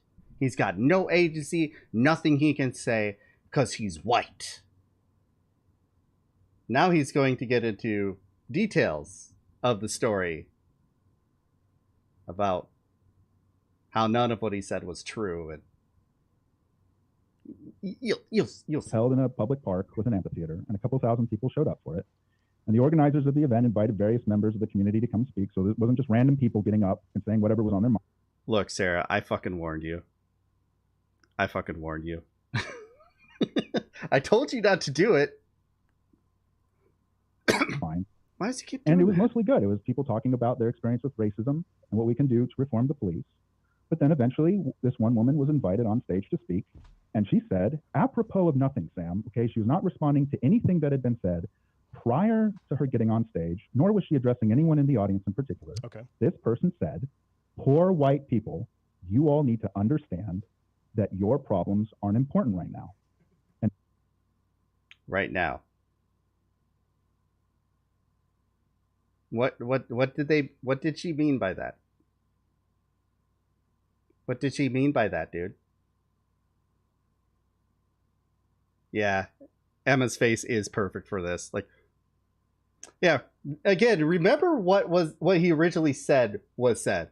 You as a white person do not matter, and you just need to shut up and listen. You don't get allowed any agency. That's what he said before, was what happened at this protest. Now it's, well, the speaker went up and said that white people's problems do not matter at this moment at a Black Lives Matter protest. Why would he say that? Why do we think that's a reason, the thing that she would bring up? I told you he changed his story. One thing I like about Sam is that they take unscreened phone calls and Sam engages in good faith. Unlike some who say anyone who disagrees is a hater and craps on other leftists. And the beautiful part about Sam, one of the other things that I love about him, he doesn't cater to them. He doesn't cater to anyone. If you stop listening to his show, if you threaten to stop listening, I've heard it multiple times. If you threaten to be like, I don't like what you're talking about. And if you don't talk about this, I'm going to quit being sub to you. He goes, all right, bye. Fuck you. And I love that. I've loved that about him from the beginning. That's why I keep coming back. And his salt and pepper beard. And I feel that. I seem to remember a video going around of a speech like this. I bet he just saw it online and never went to a protest. Yeah, because he's a right-winger. He's not actually on the left. This guy has no class analysis, nothing about actual working class people, no actual struggles to speak of, just a complaint that his mom got busted in a sting operation. Plus, for a poor white person, it's not their whiteness that's used to exploit them. It's their poorness. So it's not a white issue. That speaker is right anyway. Yeah, the speaker is 100% correct. This ain't your time. This ain't your place. And making it about you being white, you're not poor because you're white. Nothing about your ability to achieve wealth is because you're white. You're poor because you grew up poor in an area that's poor. Bustin' makes me feel good. He just keeps saying white people weird. Yeah, that was a big clue to me. This guy's not on the left, 100%. Let's hear the rest of it. See if this lady actually says something that's out of bounds. And then she basically, in front of a crowd of thousands of people, and then she basically reiterated that point by comparing the struggle of poor whites unfavorably to that of black people in general. And then she finished her speech by plugging her small business. And I'm so sorry. I'm so sorry you have to go through this. I'm so sorry you have to go through this. I mean, your capacity to make your personal just experiences extrapolative of like larger social issues is astounding to me. I mean, this is just like so narcissistic. It's unbelievable. I was at protests. The idea that that's representative, like, bro. First off, okay. Let me go ahead and say, yeah, Emma's kneecapping him. Like, I can tell you exactly what this lady meant. What she was saying was, this protest is not about your white problems. This protest is for black people, about black people. We could talk about other issues another time. You centering yourself as a white person, you don't need to do that. You don't need to do that, guys. When you're at a Black Lives Matter protest, okay? You're there for the cause of that protest. If you're at any protest, and you're there talking about something that is somewhat contrary to the cause that the protest is, you are centering, and it's focused on you. You're centering yourself in that conversation when it's a conversation that doesn't affect you. Not in the same way. It's not the purpose. You are off topic, sir. That's all they're saying. And I guarantee that she didn't say it just to say it. She's saying it because there were plenty of white leftists who did want to center themselves, who did want to center their issues in Black Lives Matter. And I'm sorry, you don't go to a Black Lives Matter and start talking about Medicare for all and how it'll help white people. That's not the purpose of the protest. The purpose of the protest is to talk about police brutality against black people. And if you're in the city of where you have that high profile case that people are protesting for, you center the victim and the victim's family. You don't center yourself. The second you're centering yourself,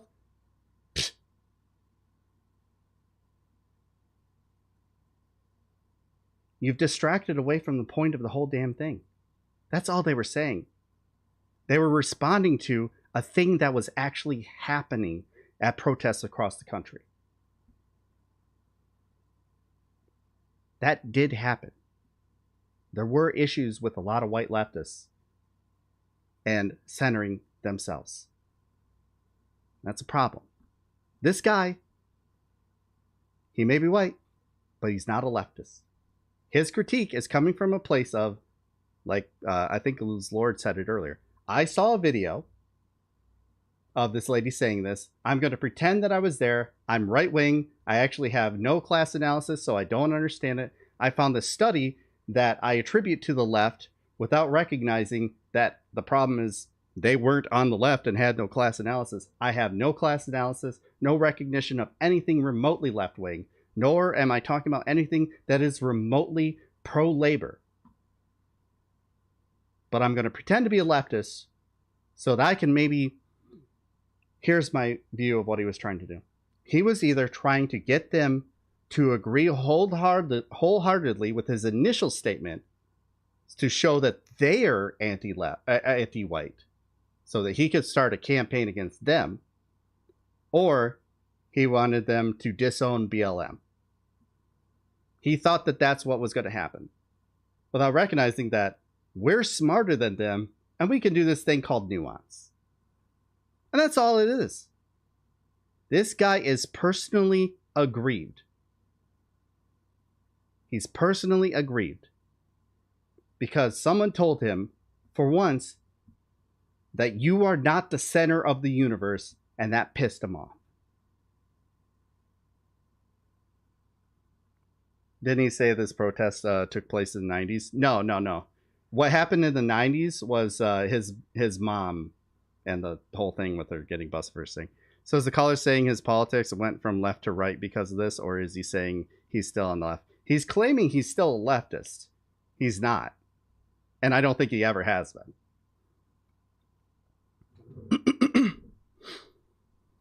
I bet he has a duty belt at home.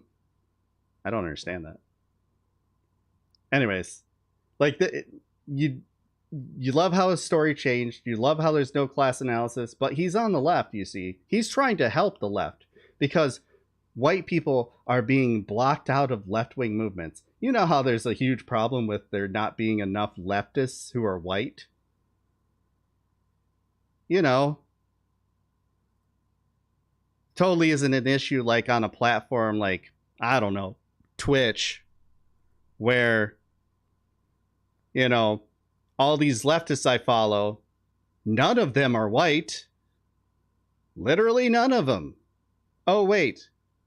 The vast majority of them are? And there's a bigger problem with black creators being pushed off these platforms? Black creators not feeling safe? Trans creators not feeling safe on these platforms? Because white leftists don't want to focus on them because they're like, it's identity politics, and I don't do identity politics. Identity politics is divisive against white people. You know, the Destiny crowd. Bosh. Those types. There's not an issue of not enough white people being on the left. But there is a legitimate and proven issue of marginalized people feeling unsafe around white leftists. That's why I will always promote identity politics as a good, as a necessary good.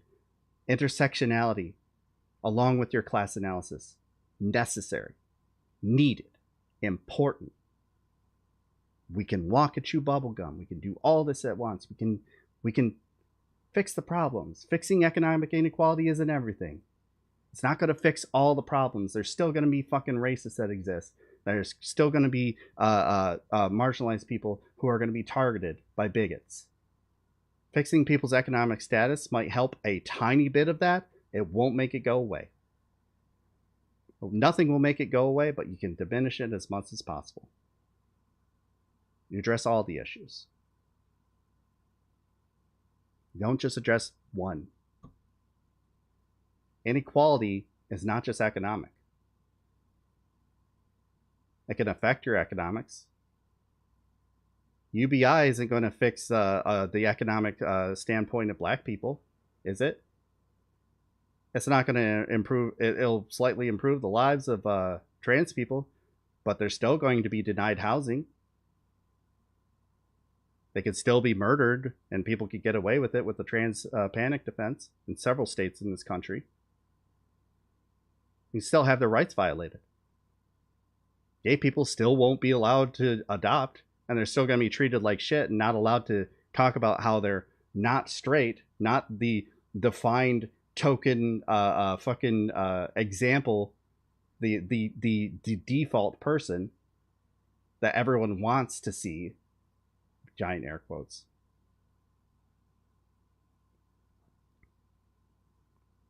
Like, we can be so much smarter than this, but this guy ain't one of us. He's just trying to create an example to show, hey, look at these crazy lefties who are anti-white, and they're not biting because they have nuance. They have a recognition beyond what this guy wants to talk about. Very surface level understanding. If he thinks he's on the left, he watches like Jimmy Dore. And it's like, but I support Medicare for all. That's why I'm on the left. Takes a whole fuck ton more than supporting Medicare for all to be on the left. What's your actual issue with why your mom got that fine? That she fucked up? No. That she got the fine? Appears to be. That it harmed her economically? That it caused you guys to be more poor? Sure, I could understand that. But there's bigger issues to that you need to analyze. It didn't happen to her because she was white.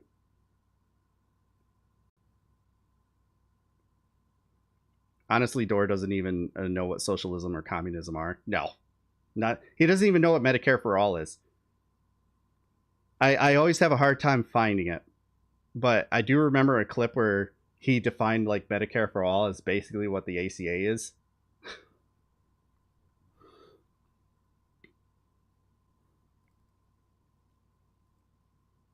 God damn it. This mouse is... Dude, there was one... Okay, Nate, hold on go one ahead, second. go ahead. So there's one speaker there out of the, how many? 5? 10? That, about that. Or 5 or 10 that said something that offended you. Now, on some level, like, let's be clear. It was Exactly, the protest around George Floyd and the historical dynamic of black people being policed in a much different way than white people. Now, that's not to say that white poor people aren't subject to problems with the police. But I think what that's, I'm just going based upon what you said. You don't think it's appropriate for this speaker to say at this rally about George Floyd and about policing on black people that the story of poor white people right now is not the time, i.e. this protest is not about you. Like and you I said, think Ben, that nobody is... brought up poor white people. And that's not even like a damaging thing to say. That's not saying your problems don't matter. It's saying right now this ain't about you. And that's all that is. All those protesters would show up to a protest for for general issues for poverty. The same way.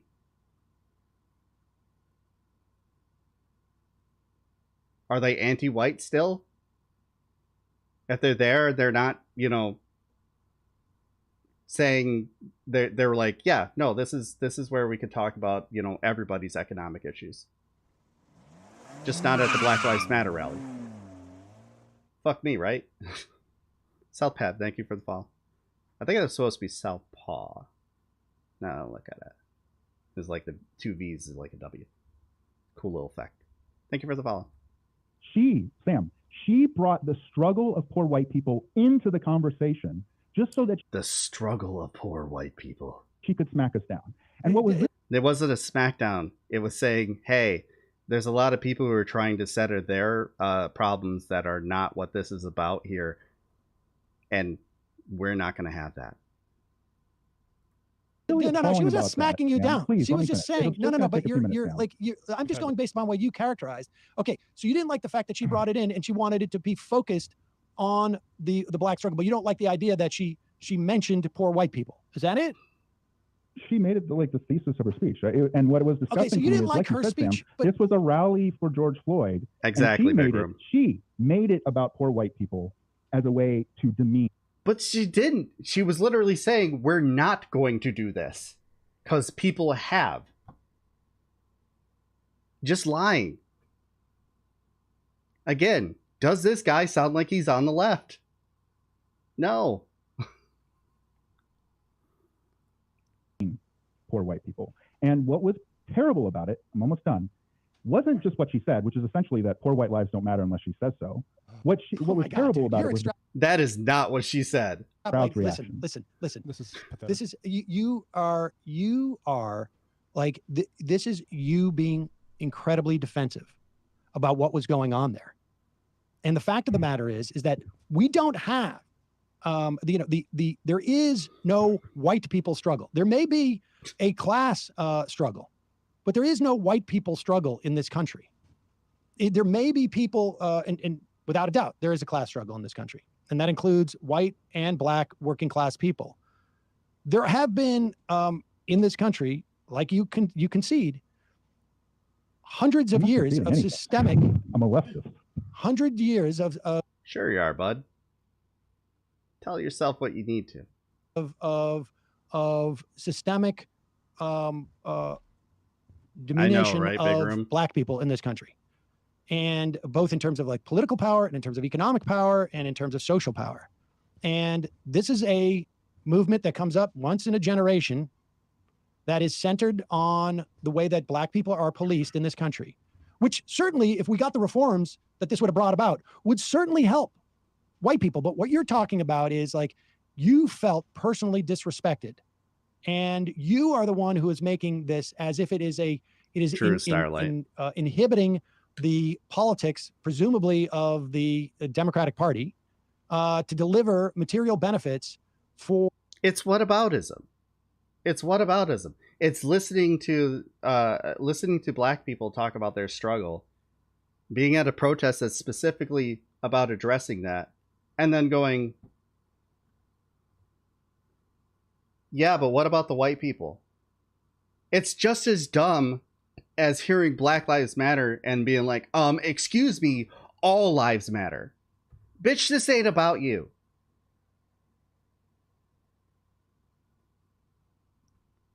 Like, when you see football players wearing fucking pink socks, or baseball players using the pink bats for to build up awareness and raise money for breast cancer, do you think that they're saying other cancers don't fucking matter? No. They're just saying right now we're talking about breast cancer. This is not what this is about. You are off topic, sir. You're distracting from the conversation. It's whataboutism. That's all this is. Most large protests have extended for where discussion of tangential issues is encouraged, just not the main stage. Bingo. Bingo. Like, Occupy Wall Street. Occupy Wall Street. They made it a lot about what was going on as far as letting bankers get away with what they did to the housing market and the global market. They made it about all the fraud on Wall Street. But there were also people there, just not on the main stage because it wasn't the main focus, talking about legalizing marijuana. As they should. Holy City, thank you for the follow. For white people who are poor. Yeah. And No, there's not just white people. Everybody, Sam. Everybody. Everybody who's poor. Well, no, everybody. I mean, if we're talking about winning power in this country, we need as many people on board as we can get. So when the left alienates poor white people. This is why I think that we need to stop talking about punching Nazis and welcome them into our struggle. Because, you know, if we cordon them off away from us, we're only going to be shrinking our numbers. And we don't have to agree with everything the Nazis say. We can just bring them in and agree to disagree on certain things because they have some good ideas. They care about poor people. That's essentially what this argument is. It's not just me, the guy in the crowd. It's Jimmy Dore. It's Jimmy Dore saying, "Work with the fucking Proud Boys and Boogaloo Boys." That's what this is. But this dude ain't on the left. He knows he's not on the left. There's nothing even remotely convincing about him being on the left, because all his argument can be boiled down to complaining about Black Lives Matter as a slogan. Look, why does it have to be Black Lives Matter? It's essentially what he's saying here. Why can't we focus on me? Why can't we make me the center of attention at this protest that has nothing to do with me, but I should just care about because I'm a goddamn human being? Well, so far, I mean, it sort of sounds has like a ripple effect. I mean, this was a record-breaking protest. What do you mean? Like, there's lots of white people in it. I don't know what you're talking about. Like, how, like, okay, maybe there's one down because some guy got his feelings hurt because one speaker said something a little bit dumb. Like, this was a, I'm not sure. Like, this, an isolated event. This it's is really not this an is isolated all in your event. head. I mean, look. Okay. Yeah, and following it up with, like, you know, well, I'm on the left, actually. I'm not about that AOC, and, you know, John Fetterman, he's going to work for the establishment. You know, he's proven that he's not actually going to fight for things like Medicare for all, like we need. He's not going to do that. We need Dr. Oz, who's going to completely obliterate every sort of left-wing policy and make it completely impossible for any sort of left-wing movement to exist. Like, thanks, Jimmy. Enjoy your fucking money from right-wing causes. All your fucking audience is right-wingers. Anytime you make a video criticizing the right wing, it doesn't do well, so you stop doing it. Matt just made this guy a Nazi. He didn't want to be a Nazi, but someone was mean to him, so he has no choice. Yeah, it's the Matt Boers comics all the way down. You know, it's a choice that you can make. I mean, it's a choice that you can make. Because what you're talking about, go ahead. What you're talking about is that, and like, you're not showing me any data, frankly, that this is what, you know, a story from the 90s has nothing to do with white privilege, because that story as a political movement or the discussion of white privilege, because I can assure you it was not being discussed at that time. And if you're saying, hold on, if you're saying that there is a net negative to these rallies in terms of a political movement, you need to show some data that would even back that up. And I just don't think it's the case. Well, I'm not going to speak to, I mean, the effectiveness of those rallies. I don't know. I'm coming to you. Look, Sam, I'm coming to you as a working class white person whose mother had a really terrible life. And I've resented that myself. And I'm telling you, from my perspective, and I have a study to back this up, because remember, the study that I quoted you said this is that. Yes, talking about white privilege without presenting any sort of class analysis or talking about systemic oppression as a whole will lead you to have liberals, right-wingers, have negative views because they believe in the individualistic idea of lifting yourself up by your bootstraps, just not as hard as fucking conservatives do. Yeah, we know this. You're talking about the people who fucking, voted for Mayor Pete. Not the ones that voted for Bernie Sanders. I got news for you. They ain't on the left. Teaching people white privilege drops their sympathy. So, okay, so let me ask you this question. And then I We gave went you an over that. example of Okay, a person now, who decided, I'm going to use a George Floyd Now, rally okay, to so smack what down should poor be white done people. with white privilege? Should we not teach that to people? Well, I just think that people need to stop treating white people. No, as okay, wait. monoliths and stop Answer the, no. universalizing You're some citing, racial you're making experience this here. entire call based upon this study from Colgate. What is the answer? Should we not teach people about white privilege, or should we?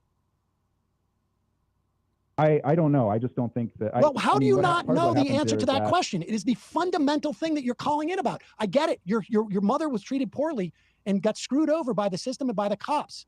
I get that. But when you're talking about a study, you're saying when white privilege is taught, it does this, and you're convinced that that has like major implications to society. So what should we do with that information about white privilege? Do you think it's real? I just, like I said, I think that the left shouldn't treat white people as a monolith and should be more aware and more conscious and more sympathetic. The left, as a monolith, should not treat white people as a monolith. I love it when people like this just out themselves. There's no damn way this guy is on the left. No way. No way. You kidding me? He's not even in with like Maupin and all them. He's not using any of their language. This dude is probably like a Proud Boy or something. And he's like, I'll stick it to these lefties. I know what I'll do. I'll pretend to be one of them.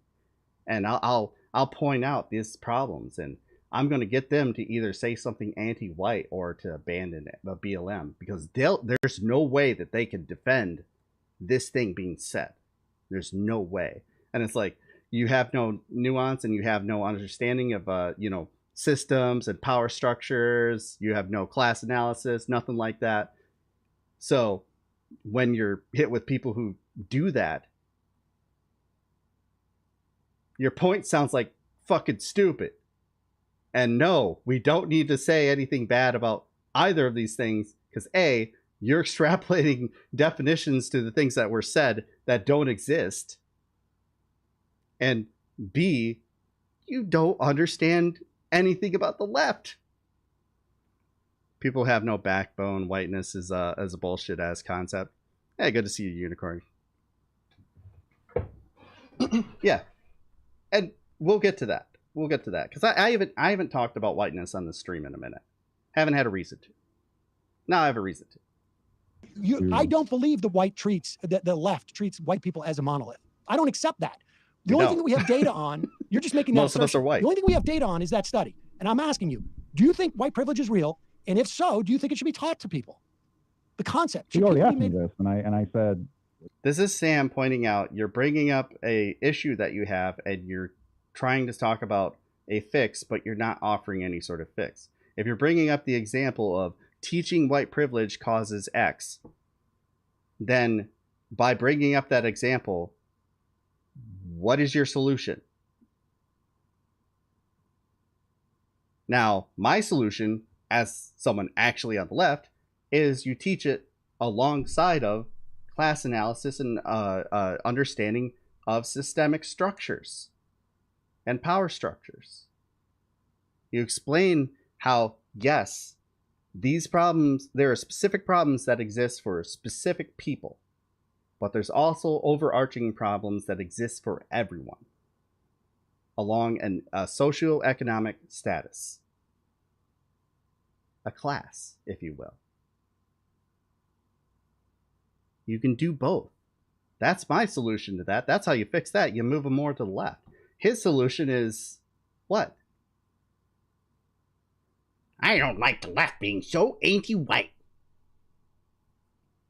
Because I couldn't make a BLM protest about me and my mom. Wah. Give me a break. People on the left don't say they're on the left. They say they're SOCDEM, DSA, ML, anarchist. This guy is as a leftist. Yeah, I'll say leftist broadly, but yeah. Like, what kind of leftist? Yeah, I'm a socialist. He's it. I'm lightly toned, but my grandpa couldn't eat in the same part of the restaurant as everyone else. Grew up being able to retreat quickly. Like, I can tell you how to run for sure. Yeah. I'm anti-liberal. People on the right don't think they're liberals, though. Yeah. Like, liberalism as a whole encapsulates some forms of conservatism. Liberal conservatives exist. I mean, how many times have we heard a liberal describe themselves as, you know, oh, I'm economically conservative, but I'm socially liberal. Meaning, I like to create the conditions that harm marginalized people, but I don't want to, like, make laws that specifically target them.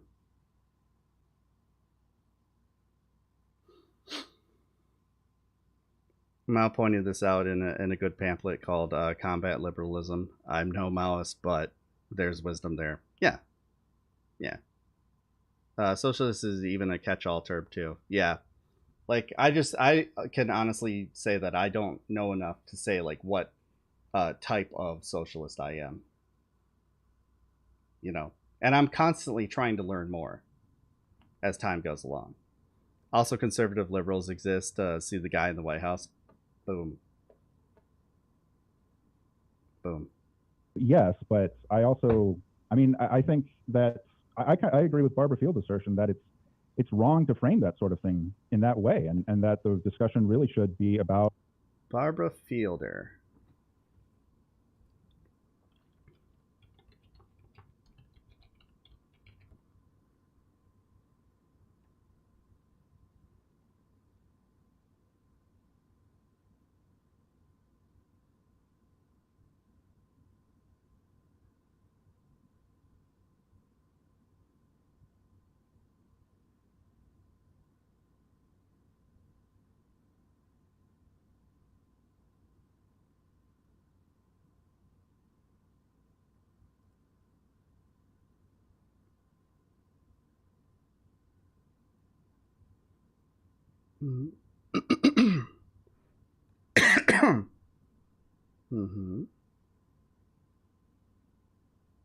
I don't know if this is the same Barbara Fielder. I don't know what Barbara Fielder he's referencing. I would like to know. Is that Barbara Fielder? She, yeah. She doesn't look like she's someone that's, on like, the left. Dixiecrats still exist? Oh, yeah. Kidding me? Look at, God, what the fuck is his name in Texas? The, anti-abortion Democrat. Starts with a C.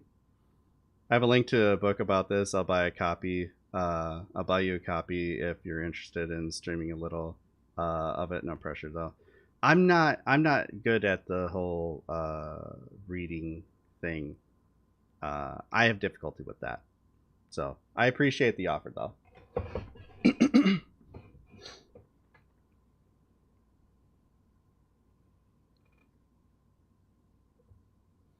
Don't overthink it. This caller is just lonely and confused, trapped in a messy web of notions in his own head. The caller is teachable. I don't think he is, because I don't think he's on the left. I don't think he's interested in any sort of left-wing position. Yeah, Kular. Thank you.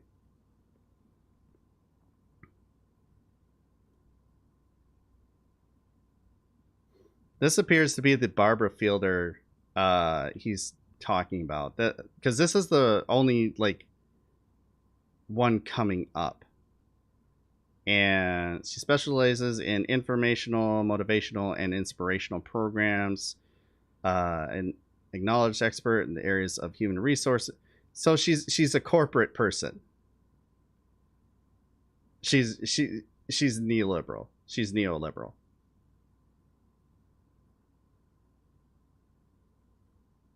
Improve employee productivity by 50%, motivating today's employees in any business setting. with or without money. No, fucking pay people. Yeah. This seems to be, this is the only other Barbara Fielder I can think that he's referencing. Which kind of gives away the game, doesn't it? He's not on the left. We talk around at Gen Z are full of brown comrades. Yeah. That is true. Zoomers are good. I am not for the intergenerational fights. Zoomers are good. Gen Xers who recognize that they've been fed a lot of lies all their lives are good. Come and join us all together. It's almost 3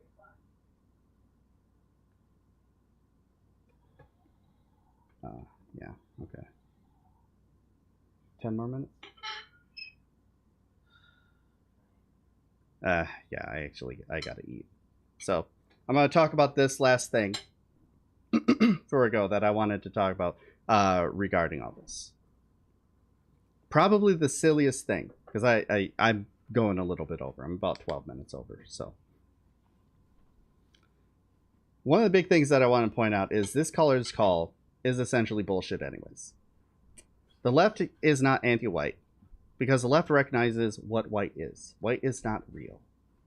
White is a social construct that a bunch of people who designated themselves as white came up with to be the alternative to the slave class. And that slave class was interchangeable until they found they could start including more people into what is white. You see, what it used to be was people were defined by their national heritage. That's why you would see people who were Irish be enslaved. But eventually, what happened? They became white. Italians, same deal. They became white. Now, we're starting to see a lot of more light-skinned Latin Americans are white. You get people like Nick Fuentes. Welcomed in on the right. He's a full-on Nazi talking about the Jews being a problem openly now, and talking about how we need to force people to believe what he believes. But when it comes down to it, if he got his way, eventually they're coming for him.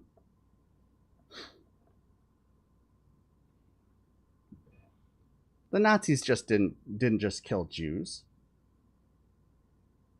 Were they the largest target? Absolutely. The first people they went after was socialists, communists, trans people, gay people, black people, Jehovah's Witnesses, anyone that believed anything that was slightly contrary to what they believe. All of a sudden, when they are in power, their definitions of what is a part of the in crowd narrows. But fascism needs the fight to continue endlessly in order to exist, in order to justify its existence. So therefore, once they get rid of all of them, they would further narrow it.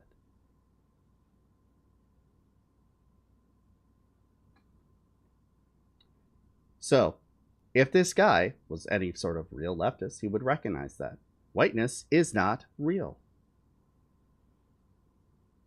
It exists as a social construct less than race as a social construct exists overall. Because the definition of white and whiteness is amorphous as fuck. I said this around the same time that people were getting banned for referring to saltine Americans. If you guys remember that whole controversy, when people were getting banned for saying, you know, that toasted baked good with salt on it. Can't say it, or I could get banned. Oh, it wasn't even in 2019. That was like maybe a year ago or 2 years ago. It was like 2021, I think. Yeah. People were getting banned for that. I said this at the same time. No, saying that is not racist because white is not a race. It's an amorphous in-group. It's an amorphous in-group of a powerful majority that leads this country. That's all it is. People want to make an identity of it, but it's meaningless. It's meaningless. Pejoratives are not slurs. Exactly. That's a great analogy, actually. It's completely appropriate to talk about non-Jewish victims of the Nazis, but probably not so much at the Holocaust Museum. Yeah, exactly. Exactly. It's a perfect example. You can talk about it because it's true. But when you're at a place that's focusing specifically on the Jewish deaths, like, talk about it later. Talk about it later. Or if you have an example of all those intersections, well, you know, this group of people, they were not just Jewish, but they were also trans. And they were black. And they were communists. They were all of those things. And they went after them. You know, there's ways to bridge that gap, to acknowledge that, yes, it wasn't just one focus.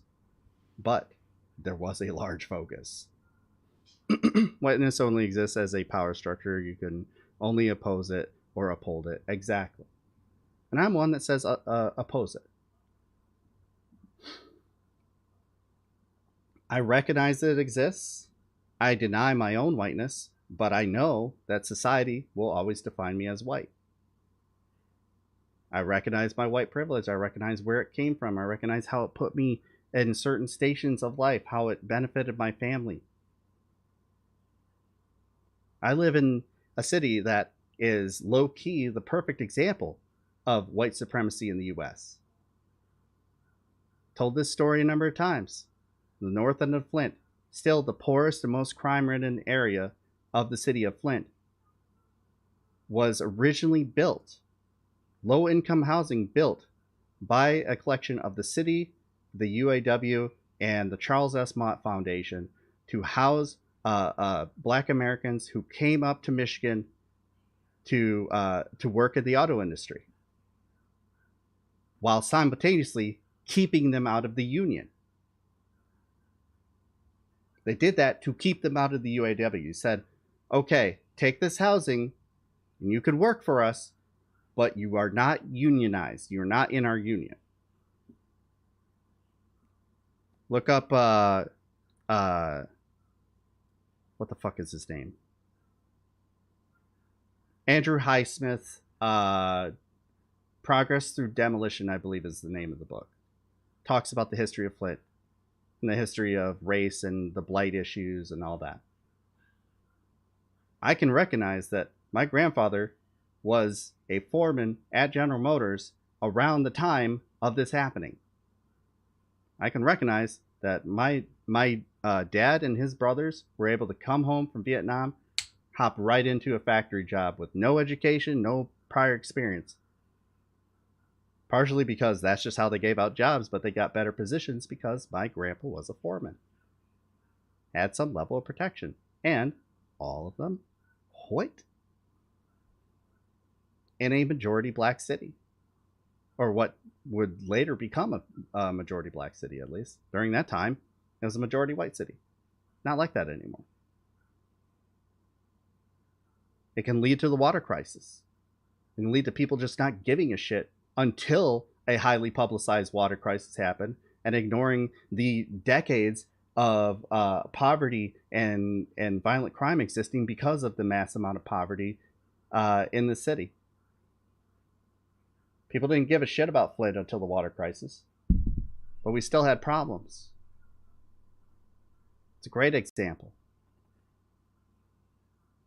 Whiteness, you can't be anti-white. Well, let me try and see if how I can phrase this. You should be anti-white in that you reject the concept of whiteness as a power structure or something that is necessary to uphold. In that regard, the left should be anti-white. But this does not extrapolate down to a specific people, except for the people who uphold that power structure of whiteness. It's that easy.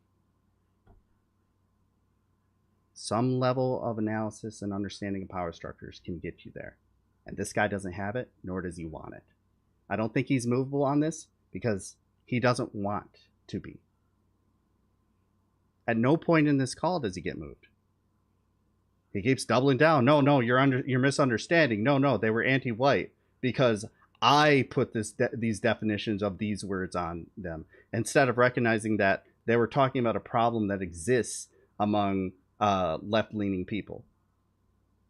Sorry, white leftists, we do have a tendency of putting a lot of focus on ourselves, especially when we say things like, oh, we don't need to worry about identity politics. Oh, that's just divisive. Identity politics is not divisive. What's divisive is rejecting people's marginalized status as being necessary to the movement. You're cardoning them off. You're not cardoning off white people. White people could join and just exist. Because none of the problems that you have are because you are white. Except for your place in upholding that power structure if you continue to do so. It's that easy. Point being, this guy's call is bullshit. Yeah, sorry, Wilco. We can't finish it. I actually got to head on out. But I will be back on Monday. Hey, we got a decent amount of people here for me. And I appreciate that. Didn't hit the sub goal. If you guys want to help us hit the sub goal really quick, that'd be awesome. Not so discreet Wolf, thank you for the follow. Appreciate you. But we are going to find somebody to raid in the meantime. And a big thank you again to Alex for the raid. Let's see here. Where do I want to send y'all?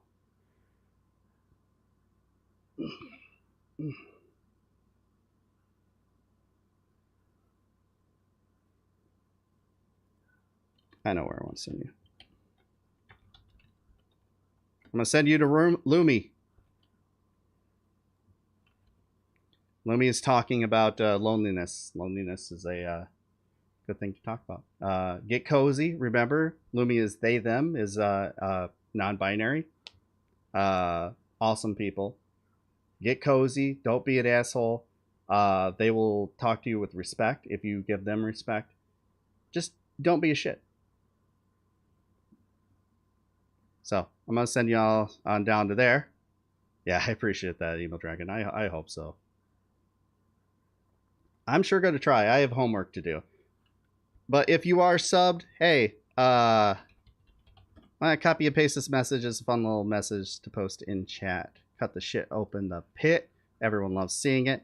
And follow me on social media, especially TikTok, because I'm making videos over there. And also TikTok, if you get 1,000 followers, you can start streaming on there, which is something I would like to be able to do. So if nothing else, I will see you guys Monday. Have a good weekend. Stay safe. All right. Thanks again. Amazing.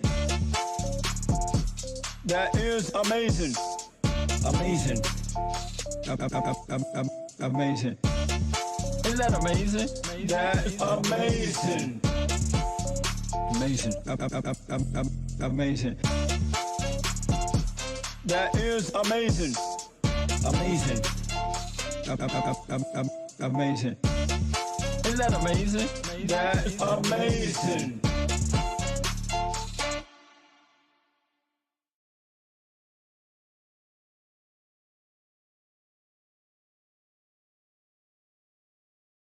People that would celebrate this certain book because whoever was tweeting about it really fundamentally